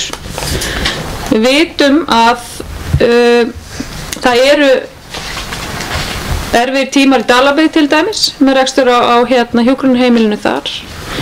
Lítil rekstrareining sem er kannski ekki nógu hagkvæm en þá held ég að við ættum að reyna að fá okkar færasta fólk og ég veit það að það er nú einn sonur Skagan sem er vakinn og sofinn í þessum málaflokki í höfuðborginni að fá jafnvel einhverja sérfræðinga með einhverju lið að skoða þetta og ég ætla að hvetja ykkur til þess að fara í þessa vinnu í janúar.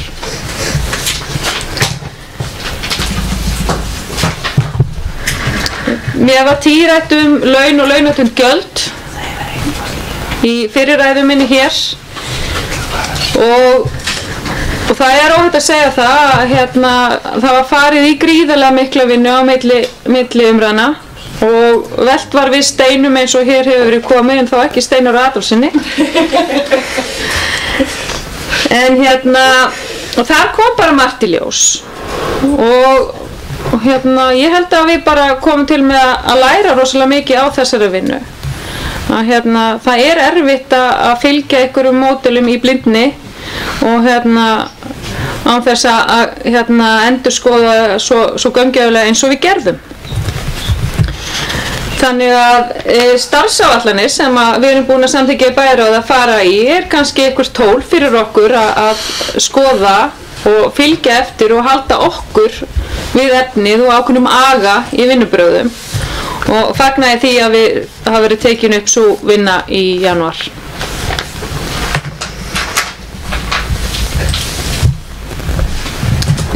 Varðandi viðhaldsáætlanir, ég vona að þessi áætlun mín sem ég er búin að bíða eftir í 2 ár fara að líta dagsins ljós að ég er mjög spennt, ég sé ef hún kemur fyrir jólin þá held ég takk hérna fram yfir jólabókaflóðið en ég veit ekki hvort að ég sé þessi raunhæft að ætla þess en Ég vil brýna okkur í leiðinni þegar við lesum þessa áætlun að vera gagnrýnin og skoða hvaða fasteignir þetta sem bærin á. Þurfum við að eiga þetta allt? Getum við búið til einhverja fjármuni með því að selja ákveðnar eignir? Ég hef alveg nefnt einhverjar eignir hér í pontu og við getum sagt bara kirkjukól og það svo sem við, Íri vinnslu, Gulaskemman á Höfn og bíóhöllin og fleira sem við getum rætt. Við erum ófeimin að ræða þetta og ég vona að þessi vinna fari fram í skipulags- og umhverfisráði í janúar.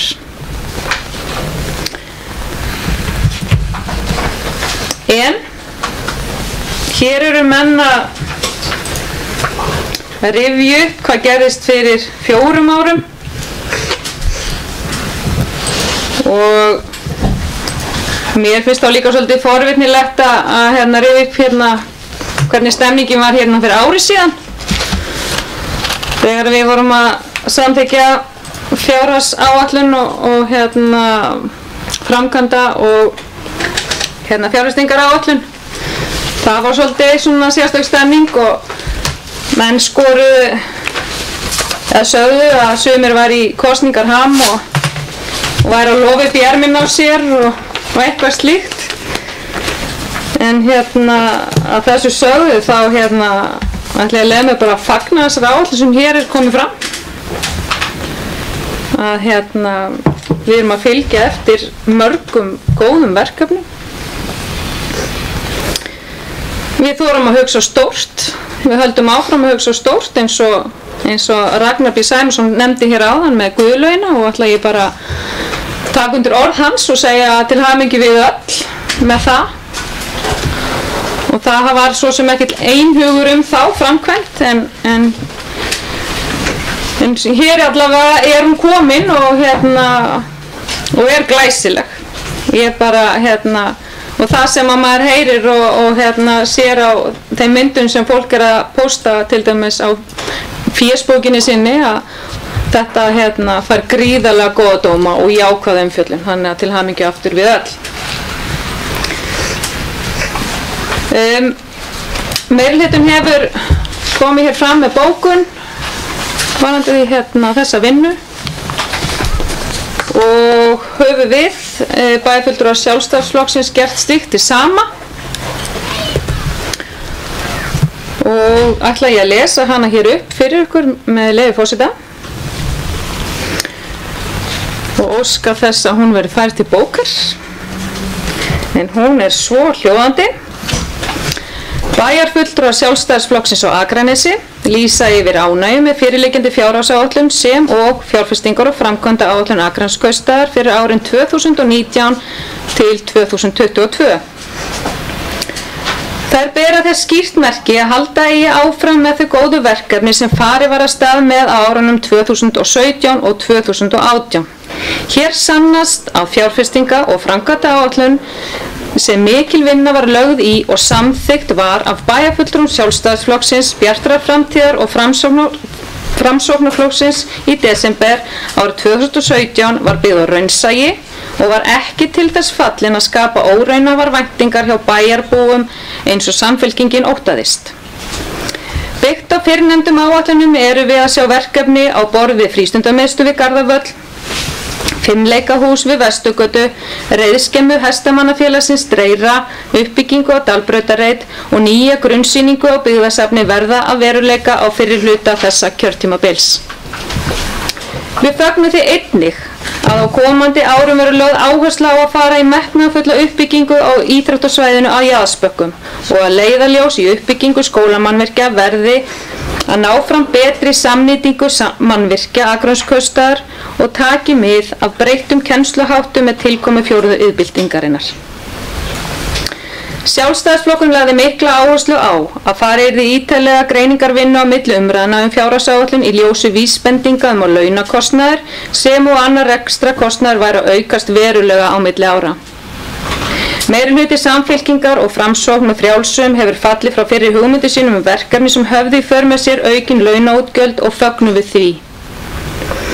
Öll þessi vinna bæjarstjórnar hefur skilað sér í bættri fjárhagsáætlun og viljum við þakka starfsmönnum stjórnsýslu og fjármálasviðs, sviðsstjóra, skipulags- og umhverfissviðs sem og bæjarstjóra fyrir vel unnin störf.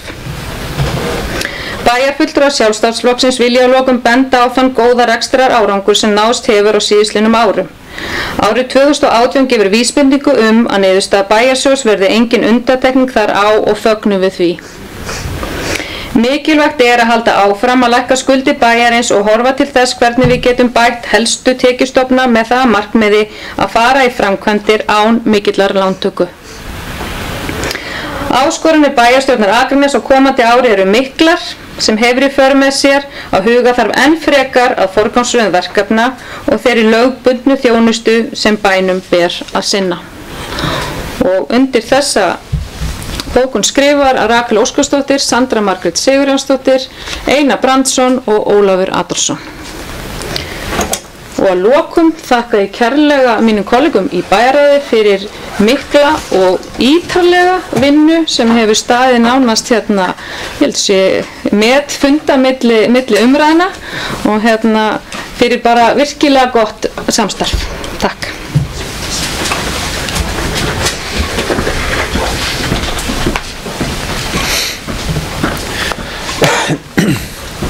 Takk fyrir bæjarfulltrúi Rakel Óskarsdóttir.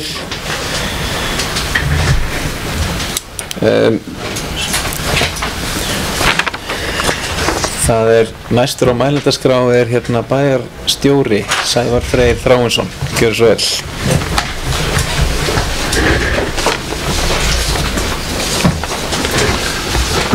Forseti, ágætu bæjarfulltrúar, þannig byrja bara að þakka fyrir góð orð til starfsmanna kaupstaðarins sem að koma hér frá mörgum. Það skiptir máli að fá að heyra svona bara frábært. Ég langar bara rétt að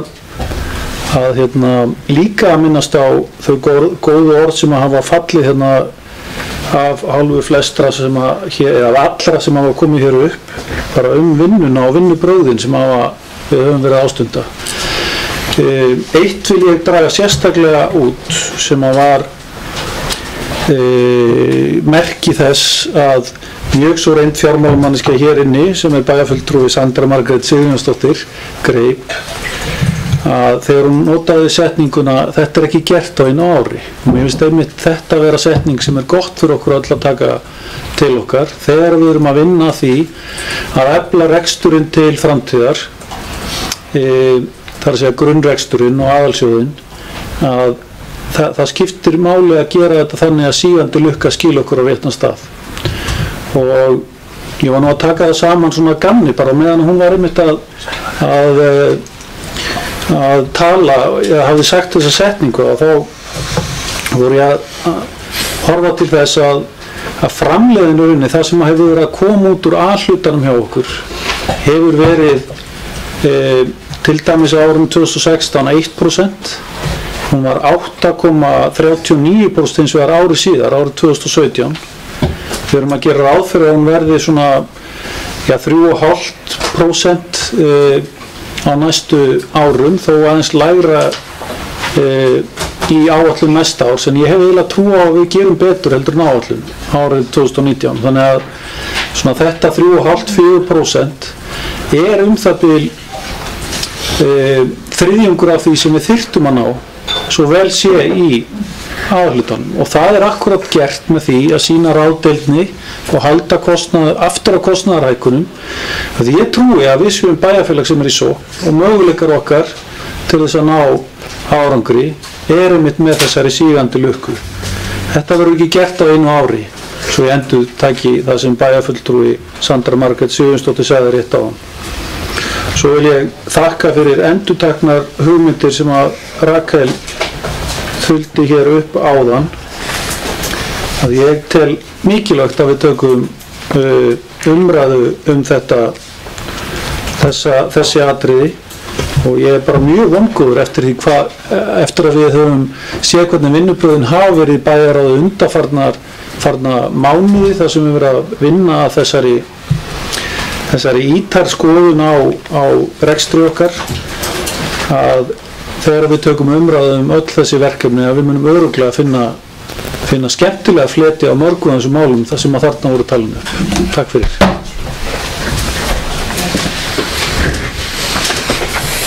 Takk fyrir bæjarstjóri Sævar Freyr Þráinsson. Það eru fleiri sem óska eftir að taka til máls. Það er bæjarfulltrúi Elsa Lára Arnardóttir.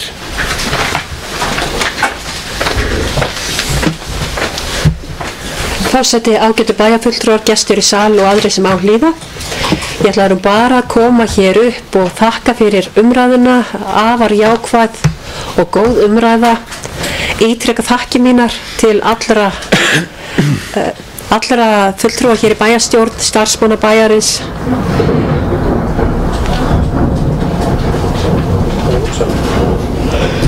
Já, en við langaði einmitt að taka þess undir orð bæjarfulltrúar Söndru Margrétar Sigurjónsdóttur að það er mikilvægt að sýna ráðdeild. Við erum ört vaxandi samfélag, okkar bíða ýmsar áskoranir á næstu árum í uppbyggingu innviða. Það er mikilvægt að við höldum vel utanum okkar fjármuni og til að geta sótt fram. Varðandi orð bæjarfulltrúa Einar Brandsson sagði, þá er ég farin að hafa áhyggjur af því að einn af mínum góðu félögum í Framsóknarflokknum fari nú bara að koma yfir í Sjálfstæðisflokkin, því að ég er ítrekað skömmuð fyrir það að koma ekki fram með það sem að Einar Brandsson bæjarfulltrúi ræðir hér. Þannig en ég vona það besta en óttast það versta, en þetta er nú meira sagt í gríni. Varðandi orð bæjarfulltrúa Ólafar Adolfssonar, þá er það bara það sama og ég sagði hjá Söndru að það er mjög mikilvægt að við hugsum hverja einustu krónu og það er sem okkar bíða margar og miklar áskoranir á næstu árum í þessu ört vaxandi samfélag og bæjarfulltrúi Rakel Óskarsdóttir nefnir hérna uppkaupasjóðinn og við höfum rætt þetta lítilega rætt þetta svolítið inn í bæjaráði. Það er bara mikilvægt að tökum þessa umræðu áfram og varðandi það fjármagn sem við erum að sjá inn í fjárfesting og framkvæmdaáætlun, hvernig við nýtum það þar og að því við erum svo sannarlega með svæði hér í bænum sem við viljum fegra og sem að hefur mikið að segja varðandi ásýnd bæjarins og hvað var það sviðsmyndagreininguna annað rekstrarform á Höfða, þá var það samþykkt á fundi bæjarráðs 29. nóvember síðastliðinn að fela bæjarstjóra að vinna málið áfram og ég tel það bara príðisgóða hugmynd að hann þarf ekki að leita langt til þess að fá góðan aðila í liði með sér varðandi það sem hefur mikla þekkingu á þessum málum. En enn og aftur þakka ég mjög jákvæða umræðu, sérstaklega góða samvinnu sem var rosalega gott að geta inn í bæjaráði og öðrum vettvangi trætt okkur saman í gegnum ýmsa liði fjárhagsáætlunar sem birtist meðal annars í því hvernig umræðan er hér í dag. Hjartans þakkir enn og aftur öll sumul. Takk.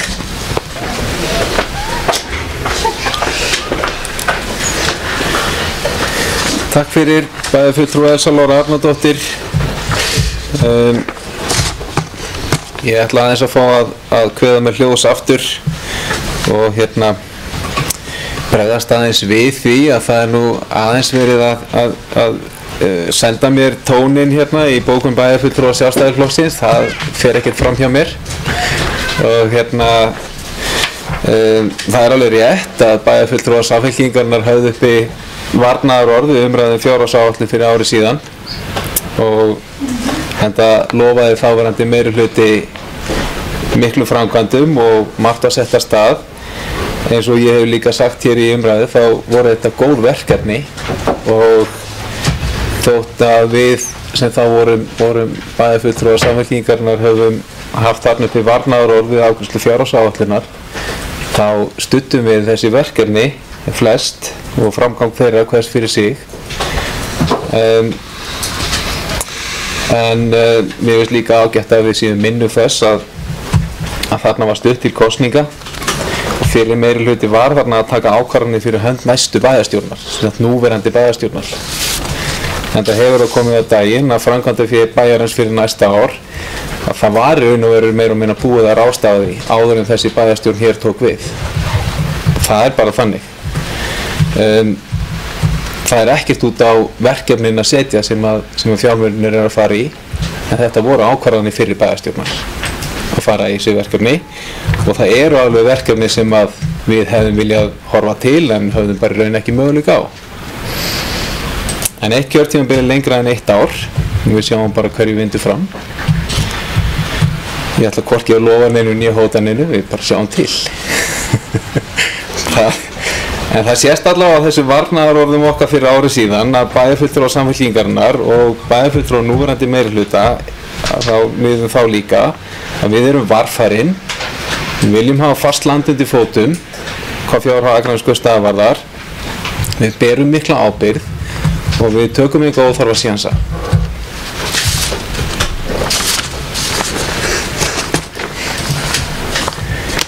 Fleira ætla ég svo sem ekkert að hafa þetta að segja, en orðið er enn laust þessa 2 liði á dagskrá þessa fundar. Og það er bæjarfulltrúi Rakel Óskarsdóttir, gjörðu svo vel.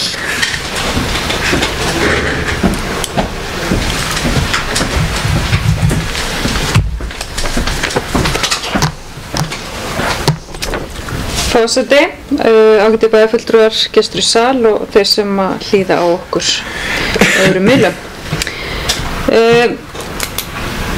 Ég ætla ekki að fara að deila neitt þetta eða svara þessu eitthvað neitt sérstaklega. Mér fannst rétt að benda á þetta að því mér finnst merkilegt að fulltrúar Samfylkingarinnar kusu ekki með síðustu áætlunum okkar, en að leggja eiginlega á borð fyrir okkur núna nýr meirihluti mjög mikið sömu verkefni, nánast sömu áætlun og eru að samþykkja hana. Vildi bara hafa sagt þetta, en það pirrar mig pínu lítið og ég verð að segja það.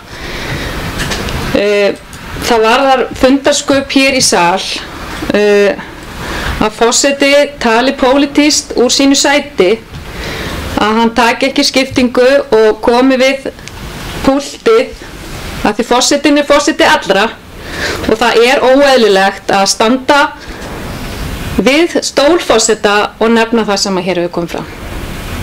Kannski er það bara mitt mat, en mér finnst eðlilegt þegar menn er að tjá sig svona málefni, lesa bókanir meirihluta og meira sem hefur gert hér í dag, að það sé nýtt það að koma hér í ræðustól af því að fyrsti varaforseti er á staðnum og finnst eðlilegt að hann leysi fyrsta forseta af eða forseta. Vildi hafa sagt þetta. Og svo erum við með annan forseta líka, þannig að hann hefði líka getað leyst hann af, Einar Brandsson. Afsakaðu þetta, Einar minn. En takk fyrir.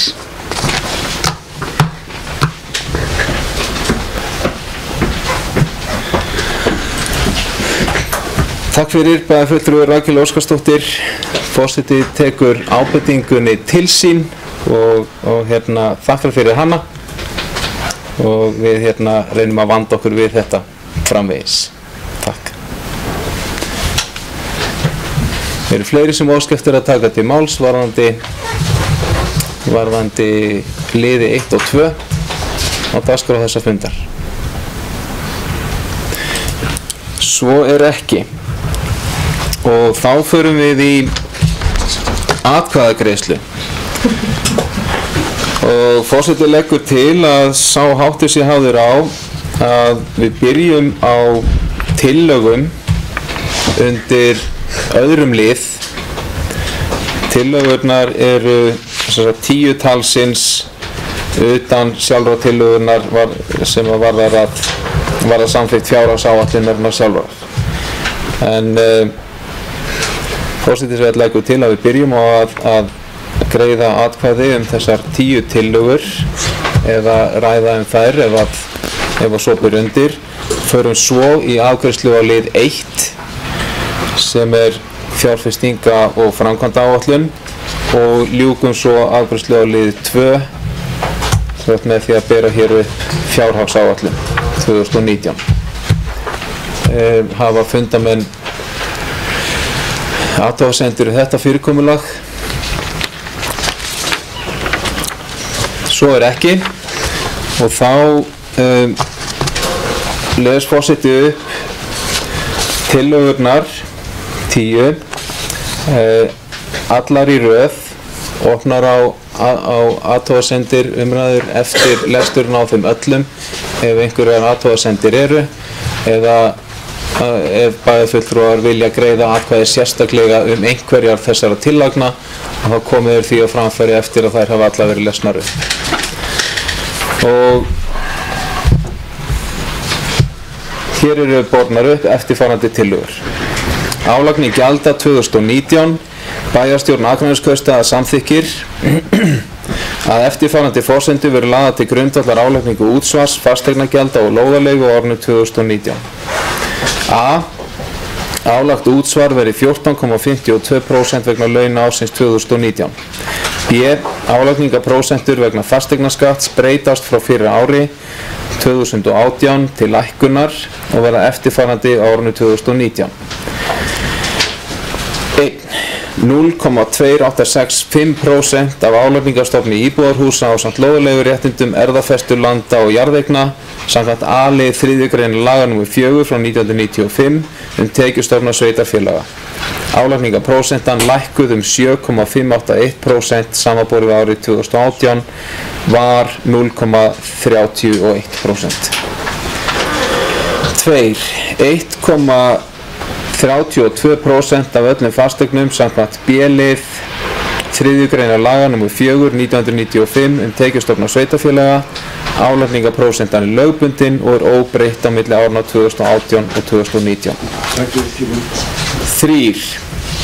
1,5804% af öllum öðrum fasteignum samkvæmt C-lið 3. greinar laga nr. 4 1995 tekjustofna sveitarfélaga.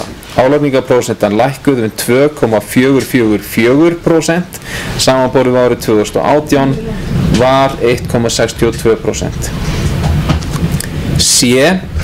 Sorphreinsunargjald vegna íbúðarhúsnæðis verði óbreytt annað ári í röð og verði krónur 18.786 fyrir hverja íbúð miðað við 2 sorptunnur, ein fyrir almennt sorp og önnur fyrir flokkasorp. Sorpeyðingargjald vegna íbúðarhúsnæðis verði óbreytt frá fyrra ári og verði krónur 16.021 miðað við 2 tunnur, ein fyrir almennt sorp og önnur fyrir flokkasorp. Gjöldin verði innheimt með fasteignagjöldum. D. Lóðarleiga af nýjum lóðum og endurnýjuðum samningum verði 1,265% af fasteignamatsverði atvinnulóða. Álagningaprósenta lækkuð 2,69% samanborið við 2018 og 0,3815% af fasteignamatsverði íbúðarhúsalóða. Álagningaprósenta lækkuð 4,625% samanborið við 2018 og verði innheimt með fasteignagjöldum. Lóðarleiga af eldri lóðum, það er samningar dagsettir fyrir 1. janúar 2004 sem lögð er á hvern fermetra lóðar, tekur við með breytingum sem verða á byggingarvísitölu. F. Gjalddagar fasteignagjalda á árinu 2019 verði 15. janúar, 15. febrúar, 15. mars, 15. apríl, 15. maí, 15. júní, 15. júlí, 15. ágúst, 15. september og 15. október, en ein dag í gjaldana verði 30 dögum síðar eða næsta virkandag beri hann upp á helgidag. Heildargjöld sem nema lægri fjárhæð en krónur 25.000 innheimtast með einum gjalddag á ári þann 15. apríl 2019. G. Veitt verði ívilnun á fasteignaskatti á árinu 2019 til elli- og örorkulífeyrisþega í samræmi við sérstakar reglur bæjarstjórnar lækkun og niðurfellingu fasteignaskatts tekjulágra elli- og örorkulífeyrisþega. 2. Þjónustugjaldskrár 2019. Samkvæmt samþykktum bæjarstjórnar Akraness hækkar þjónustugjaldskrár Akraneskaupstaðar 1. janúar ár hvert í samræmi við áætlaða hækkun vísitölu neysluvers samkvæmt forsendum fjárhagsáætlunar sem var nú 2,9% og byggði á þjóðhagsspá Hagstofu Íslands frá 1. júní síðastliðnum. Heimilt er með sérstakri ákvörðun að víkja frá henni almennu hækkun. Bæjarstjórn Akraness samþykkir að almennar þjónustugjaldskrár hækki samkvæmt áætlaðri vísitöluhækkun neysluvers 2,9% þann 1. janúar 2019. Með vísan til framangreinds samþykkir bæjarstjórn eftirfarandi gjaldskrár vegna ársins 2019: A. Gjaldskrá leikskóla, B. Gjaldskrá vegna skólamáltíða, C. Gjaldskrá frístundar, D. Gjaldskrá dagstarfs, E. Gjaldskrá tónlistarskóla Akranes, annars vegar frávik í einstaka liðum, F. Gjaldskrá íþróttamannvirkja, annars vegar frávik í einstaka liðum, G. Gjaldskrá fyrir heimaþjónustu og heimsendingum matar, H. Gjaldskrá bókasafns Akranes, annars vegar frávik í einstaka liðum, I. Gjaldskrá héraðsskjalasafns Akranes með frávik í einstaka liðum, J. Gjaldskrá ljósmyndasafns Akranes með frávik í einstaka liðum, K. Gjaldskrá byggðasafns í Görðum verði óbreytt frá fyrra ári, L. Gjaldskrá hundahald á Akranesi með frávik í einstaka liðum, M. Gjaldskrá kattahald á Akranesi með frávik í einstaka liðum, N. Gjaldskrá Akranesvita og gjaldskrá tjaldsvæðisins á Akranesi og P. Gjaldskrá vegna sorphirðu og sorpeyðingar á Akranesi, annars vegar óbreyttar fjárhæðir frá fyrra ári. 5. Útgjöld vegna starfsemi á skóla- og frístundasviði Akraneskaupstaðar. Bæjarstjórn Akranes samþykkir að ráðstafa með 3,3 milljörðum króna vegna starfsemi á skóla- og frístundasviði á árinu 2019 sem aukning 6,3% frá áætlun yfirstandandi árs. 6. Útgjöld vegna starfsemi á velferðar- og mannréttindasviði Akraneskaupstaðar. Bæjarstjórn Akranes samþykkir að ráðstafa 1,1 milljarði króna vegna starfsemi á velferðar- og mannréttindasviði á árinu 2019 sem aukning 7,3% frá áætlun yfirstandandi árs. 7. Útgjöld vegna starfsemi á skipulags- og umhverfissviði Akraneskaupstaðar. Bæjarstjórn Akranes samþykkir að ráðstafa 578 milljónir króna vegna starfsemi á skipulags- og umhverfissviði á árinu 2019 sem óbreytt frá fyrra ári. 8. Útgjöld vegna starfsemi á sviði menningarmála hjá Akraneskaupstað. Bæjarstjórn Akranes samþykkir að ráðstafa 247 milljónir króna vegna menningarstarfsemi á árinu 2019 sem aukning 7,2% frá áætlun yfirstandandi árs. 9. Útgjöld vegna sameiginlegs kostnaðar hjá Akraneskaupstað. Bæjarstjórn Akranes samþykkir að ráðstafa 950 milljónir króna vegna sameiginlegs kostnaðar á árinu 2019 sem aukning 22% frá áætlun yfirstandandi árs. Rétt að taka fram að 130 milljónir króna af fjárhæðinni ráðstafað út á sviðin með viðaukum samkvæmt ákvörðun bæjarstjórnar og samanburðurinn á milli ára, aukningin annars vegar, því ekki marktækur. Og tillaga nr. 10. Stjórnmálasamtök á Akranesi 2019. Bæjarstjórn Akraneskaupstaðar samþykkir með vísan til 5. greinar laga nr. 162 frá árinu 2006 að ráðstafa 1 milljón króna til starfsemi stjórnmálaflokka á Akranesi. Einhverjir bæjarfulltrúar sem hafa athugasemdir við eina eða fleiri af þessum tillögum eða óska eftir að greiða atkvæði það sérstaklega. Svo ekki. Þeir sem samþykkja þessar tillögur svo framkomnar gjör svo alveg gefa merki. Þær eru samþykktar 9-0.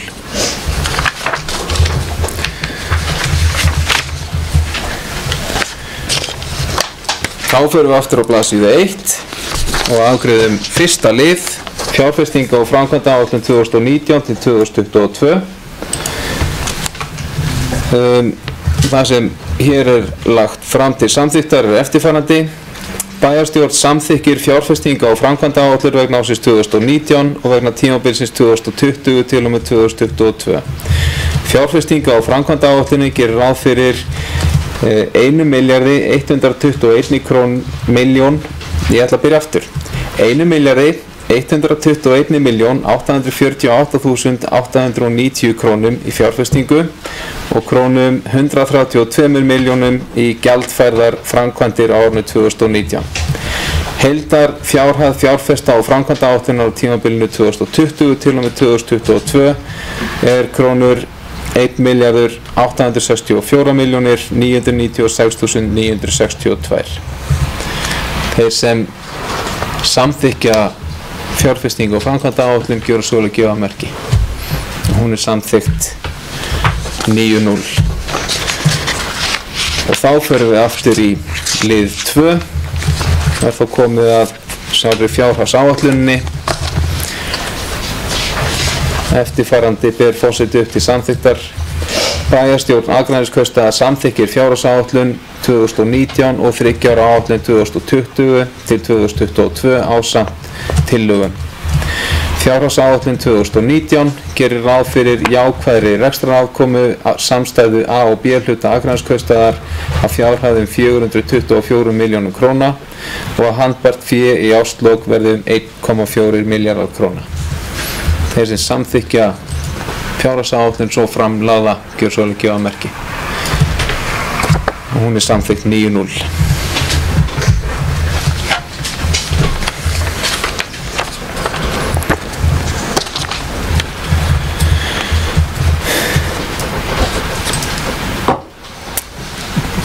Já, klukkan orðin 7 gott fólk og við förum í lið nummer 3 á þessum fundi. Sá liður hefur málsnúmerið 18.11.223, tímabundin leyfi frá störfum varabæjarfulltrúa, en Stefán Þór Þórðarsson, fulltrúi Sjálfstæðisflokksins, hefur óskað eftir tímabundin leyfi til 1 árs frá störfum sem varabæjarfulltrúi Akraneskaupstaðar eða til 31. desember 2019. Í hans stað tekur Karl Jóhann Grans sæti sem varabæjarfulltrúi.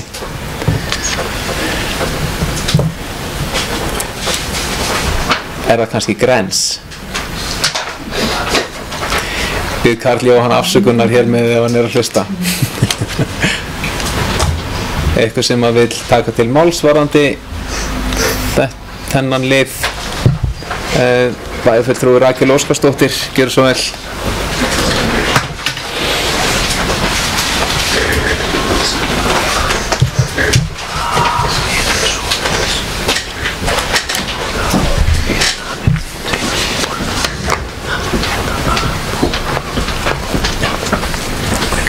Forseti, ágætu bæjarfulltrúar og aðrir sem á okkur hlýða, kannski rétt sem oddviti sjálfstæðismanna að fylgja þessu örlít og hlaði.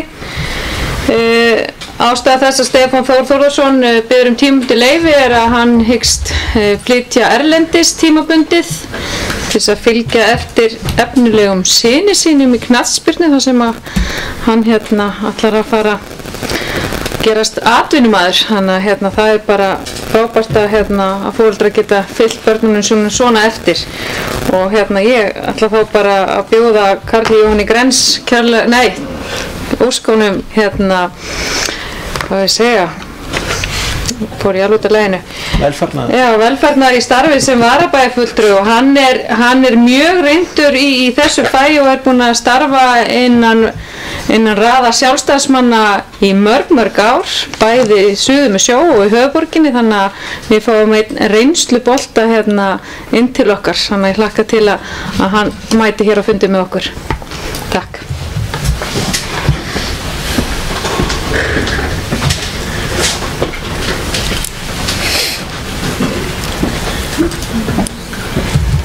Forseti tekur undir hamingjuóskir bæjarfulltrúa Rakel Óskarsdóttir, bæði til verðandi varabæjarfulltrúa Karls Jóhanns Grens og ekki síður til þeirra feðga Stefán Þórs og Olivers sem er að leggja af stað í ævintýri. Gangi þeim sem allra best. Er Magna að fara líka? Magna, gangi þér vel ef þú ert að hlusta. Ég var að hvísla hér í eyra mér að móður Ólífus væri að fara líka. Fleiri sem vilja taka til málsvarandi þennan lið, svo er ekki. Þeir, hvað segir ég? Já. Þeir sem að samþykkja þessa breytingu á bæjarstjórn tímabundi til 1 árs gjörsölugjafmerki, það er samþykkt 9-0. Þá er það mál nummer 4, það er málsnúmerið 18.11.134 lóðarlegu samningar. Bæjarráð samþykkti á fundi sínum 7. desember tillögur skipulags- og umhverfisráðs breytingar á 9. grein fyrirliggjandi lóðaleigusamninga og vísaði málinu til bæjarstjórnar til endanlegra staðfestingar.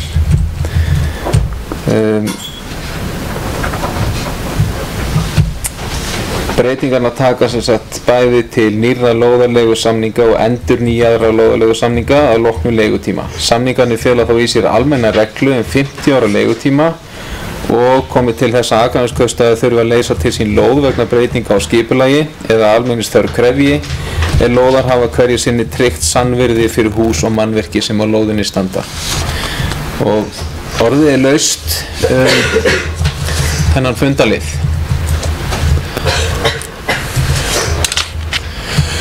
Það enginn sem að óskar eftir að fá að taka til máls og ber þá forseti þessa breytingu upp til samþykktar. Þeir sem að samþykja þessa breytingu á lóðalegu samningum Akraneskaupstaðar fyrir svo að gefa merki, þær eru samþykktar 9-0.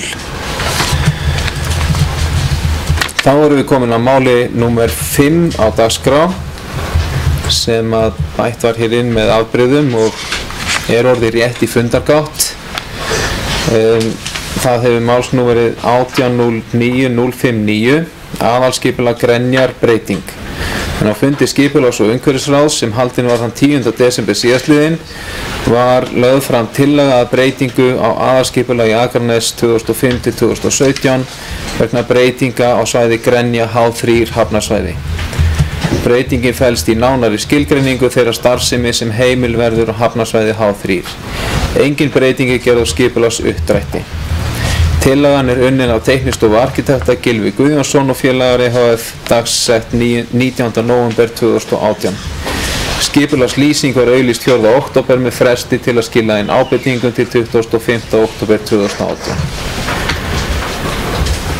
Skipulags- og umhverfisráð leggur til við bæjarstjórn að tillagan verði auglýst í samræmi við 31. grein skipulagslaga. Áður en tillagan verði auglýst skal hún send Skipulagsstofnun til yfirferðar samanber 3. málsgrein 30. greinar sömu laga. Og fyrstur á mælindarskrá hér bæjarfulltrúi Einar Brandsson. Gjörðu svo vel.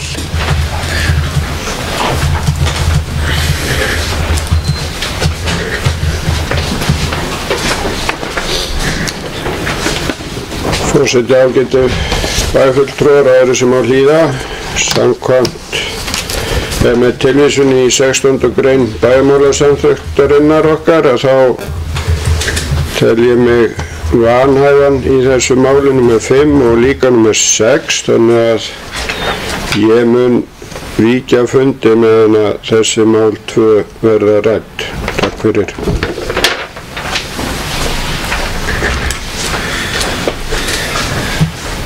Takk fyrir bæjarfulltrúi Einar Brandsson og forseti óskar eftir því við fundarritara þá að fjarvera Einars verði bókuð í þessum tveimur málum. Þarna kemur fundarritarinn. Fleiri sem að vilja taka til máls varðandi mál númer 5 á dagskrá þessa fundar aðalskipulag Grenjar. Svo ekki. Og ber þá forseti eftirfarandi upp til atkvæðagreiðslu. Bæjarstjórn Akranes samþykkir að tillagan verði auglýst í samræmi við 31. grein skipulagslaga nr. 123 frá árinu 2010 en fyrst send Skipulagsstofnun til yfirferðar samanber 3. málsgrein 30. greinar sömu laga. Þeir sem samþykkja þetta gjörðu svo að gefa merki og það er samþykkt 8-0. Þá er það liður númer 6 á dagskrá með málsnúmeri 1809055. Það er deiliskipulag Grenjar hafnarsvæði H3 vegna Bakkatúns 30-32. En á fundi skipulags- og umhverfisráðs sem haldinn var þann 10. desember síðastliðinn var lögð fram tillaga að breytingu á deiliskipulagi Grenja hafnarsvæði H3 sem unnin er á teiknistofu arkitekta Gylfi Guðjónsson og félagar EHF dagsett 31. ágúst 2018. Tillagan er sett fram á skipulagsuppdráttum og í greinargerð. Í tillögunni er skilgreindur nýr byggingarreitur fyrir viðbyggingu til suðvesturs frá núverandi byggingu. Skipulagslýsing var auglýst 4. október með fresti til að skila inn ábendingum til 25. október 2018. Haldið var opið hús kynningafundur til kynningar á skipulagsbreytingunni fimmtudaginn 7. desember síðastliðinn. Skipulags- og umhverfisráð leggur til við bæjarstjórn að tillaga deiliskipulagsins verði auglýst í samræmi við 41. grein skipulagslaga nr. 123/2010. Ráðið vill benda á að allur kostnaður sem hlýst af skipulagsbreytingunni fellur á umsækjanda hennar. Einhverjir sem vilja taka til máls varðandi þennan fundarlið? Svo er ekki og ber forseti þá eftirfarandi undir atkvæði fundarmanna. Bæjarstjórn Akraness samþykkir að deiliskipulagstillagan verði auglýst í samræmi við 41. grein skipulagslaga nr. 123/2010. Þessi samþykkja, það gjör svo alveg gefa merki. Það er samþykkt 8-0 og þá er komin tími til að sækja aftur bæjarfulltrúa Einar Brandsson.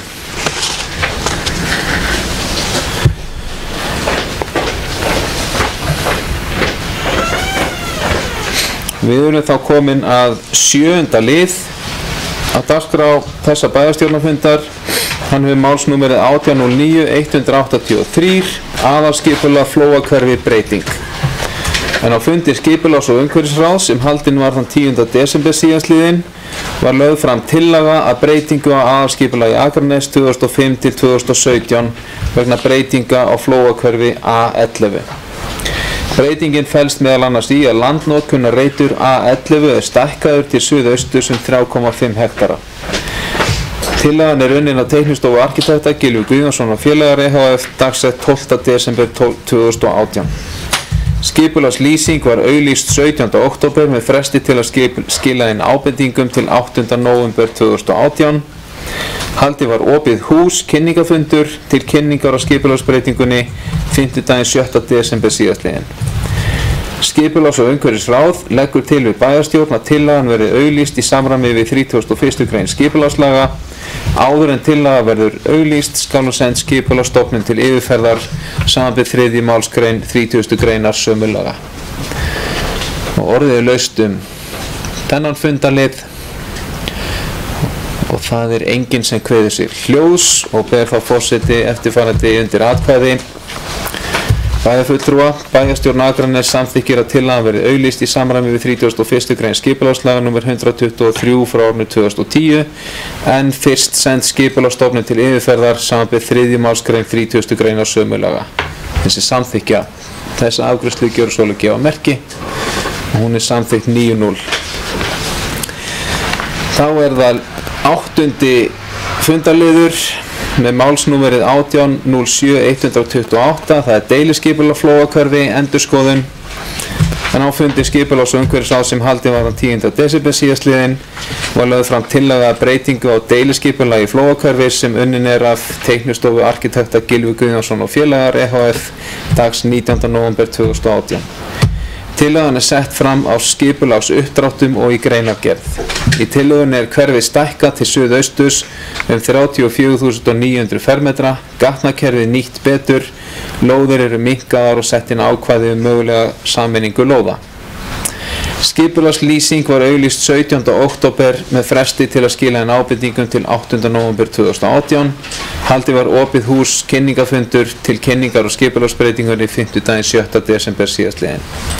Og skipulags- og umhverfisráð leggur til við bæjarstjórn að tillaga að deiliskipulagsins verði auglýst í samræmi við 41. grein skipulagslaga nr. 123/2010.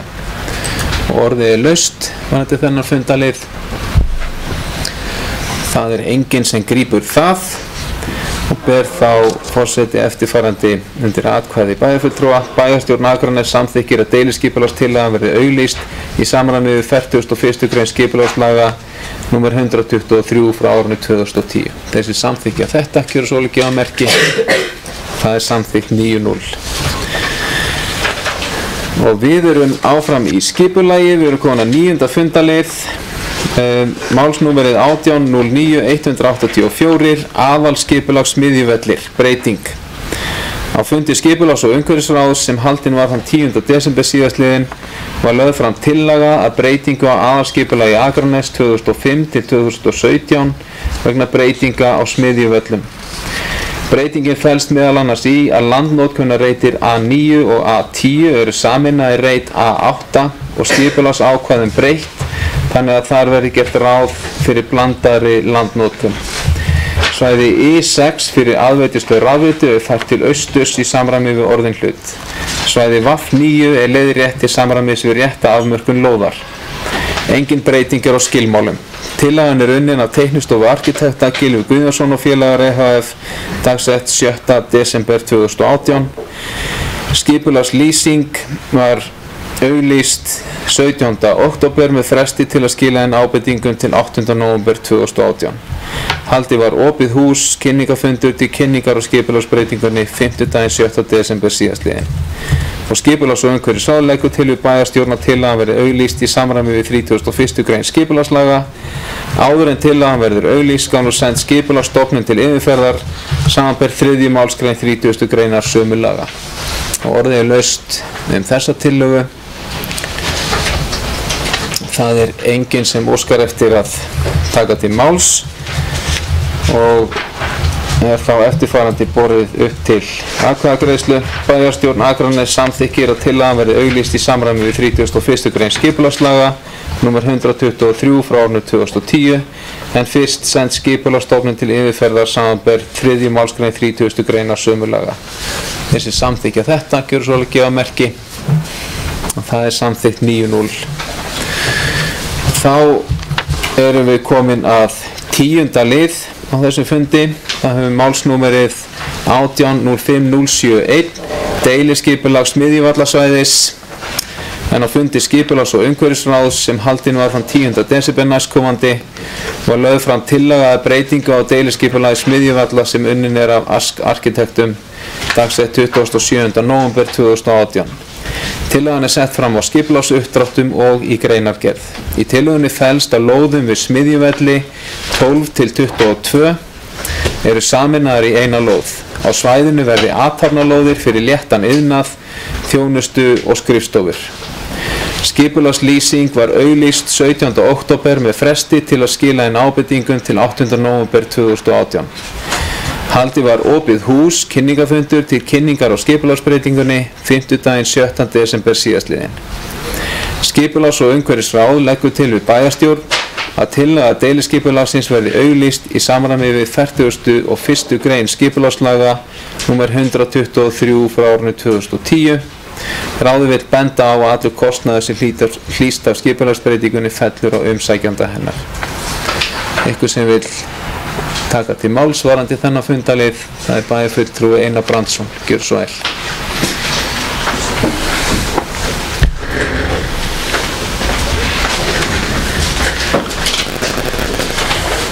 Forseti, ágætu bæjarfulltrúar og aðra sem á hlýða, ég er með smá ábendingu hérna. Það er villa í teikningunni allavega sem er í möppun okkar.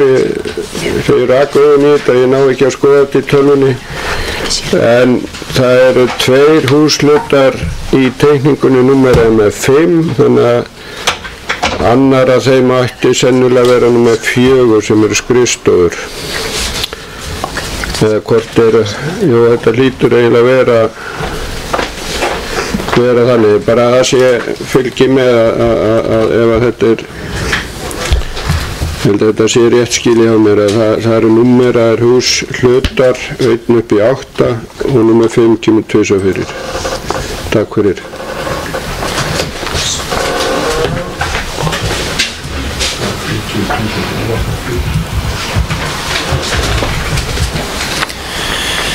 Takk fyrir bæjarfulltrúi Einar Brandsson.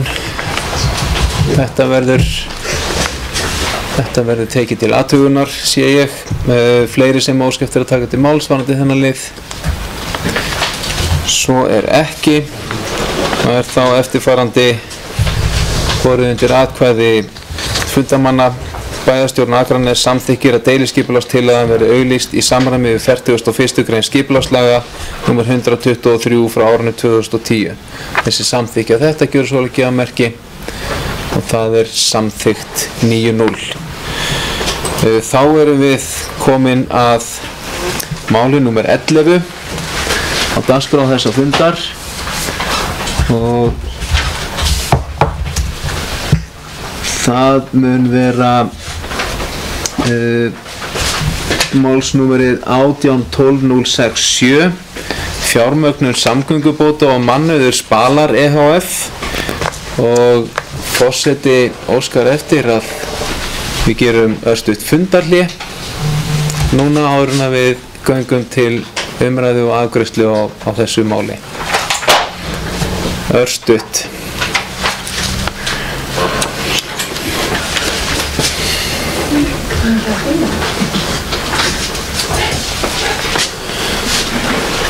Erum við komin úr upptöku eða? Já, menn Myndin er þá á... Ok.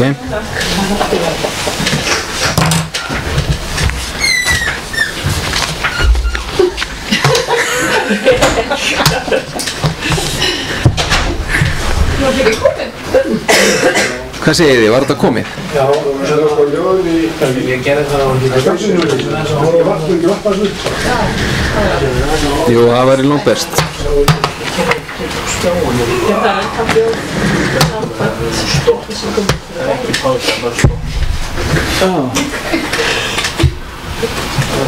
Yes.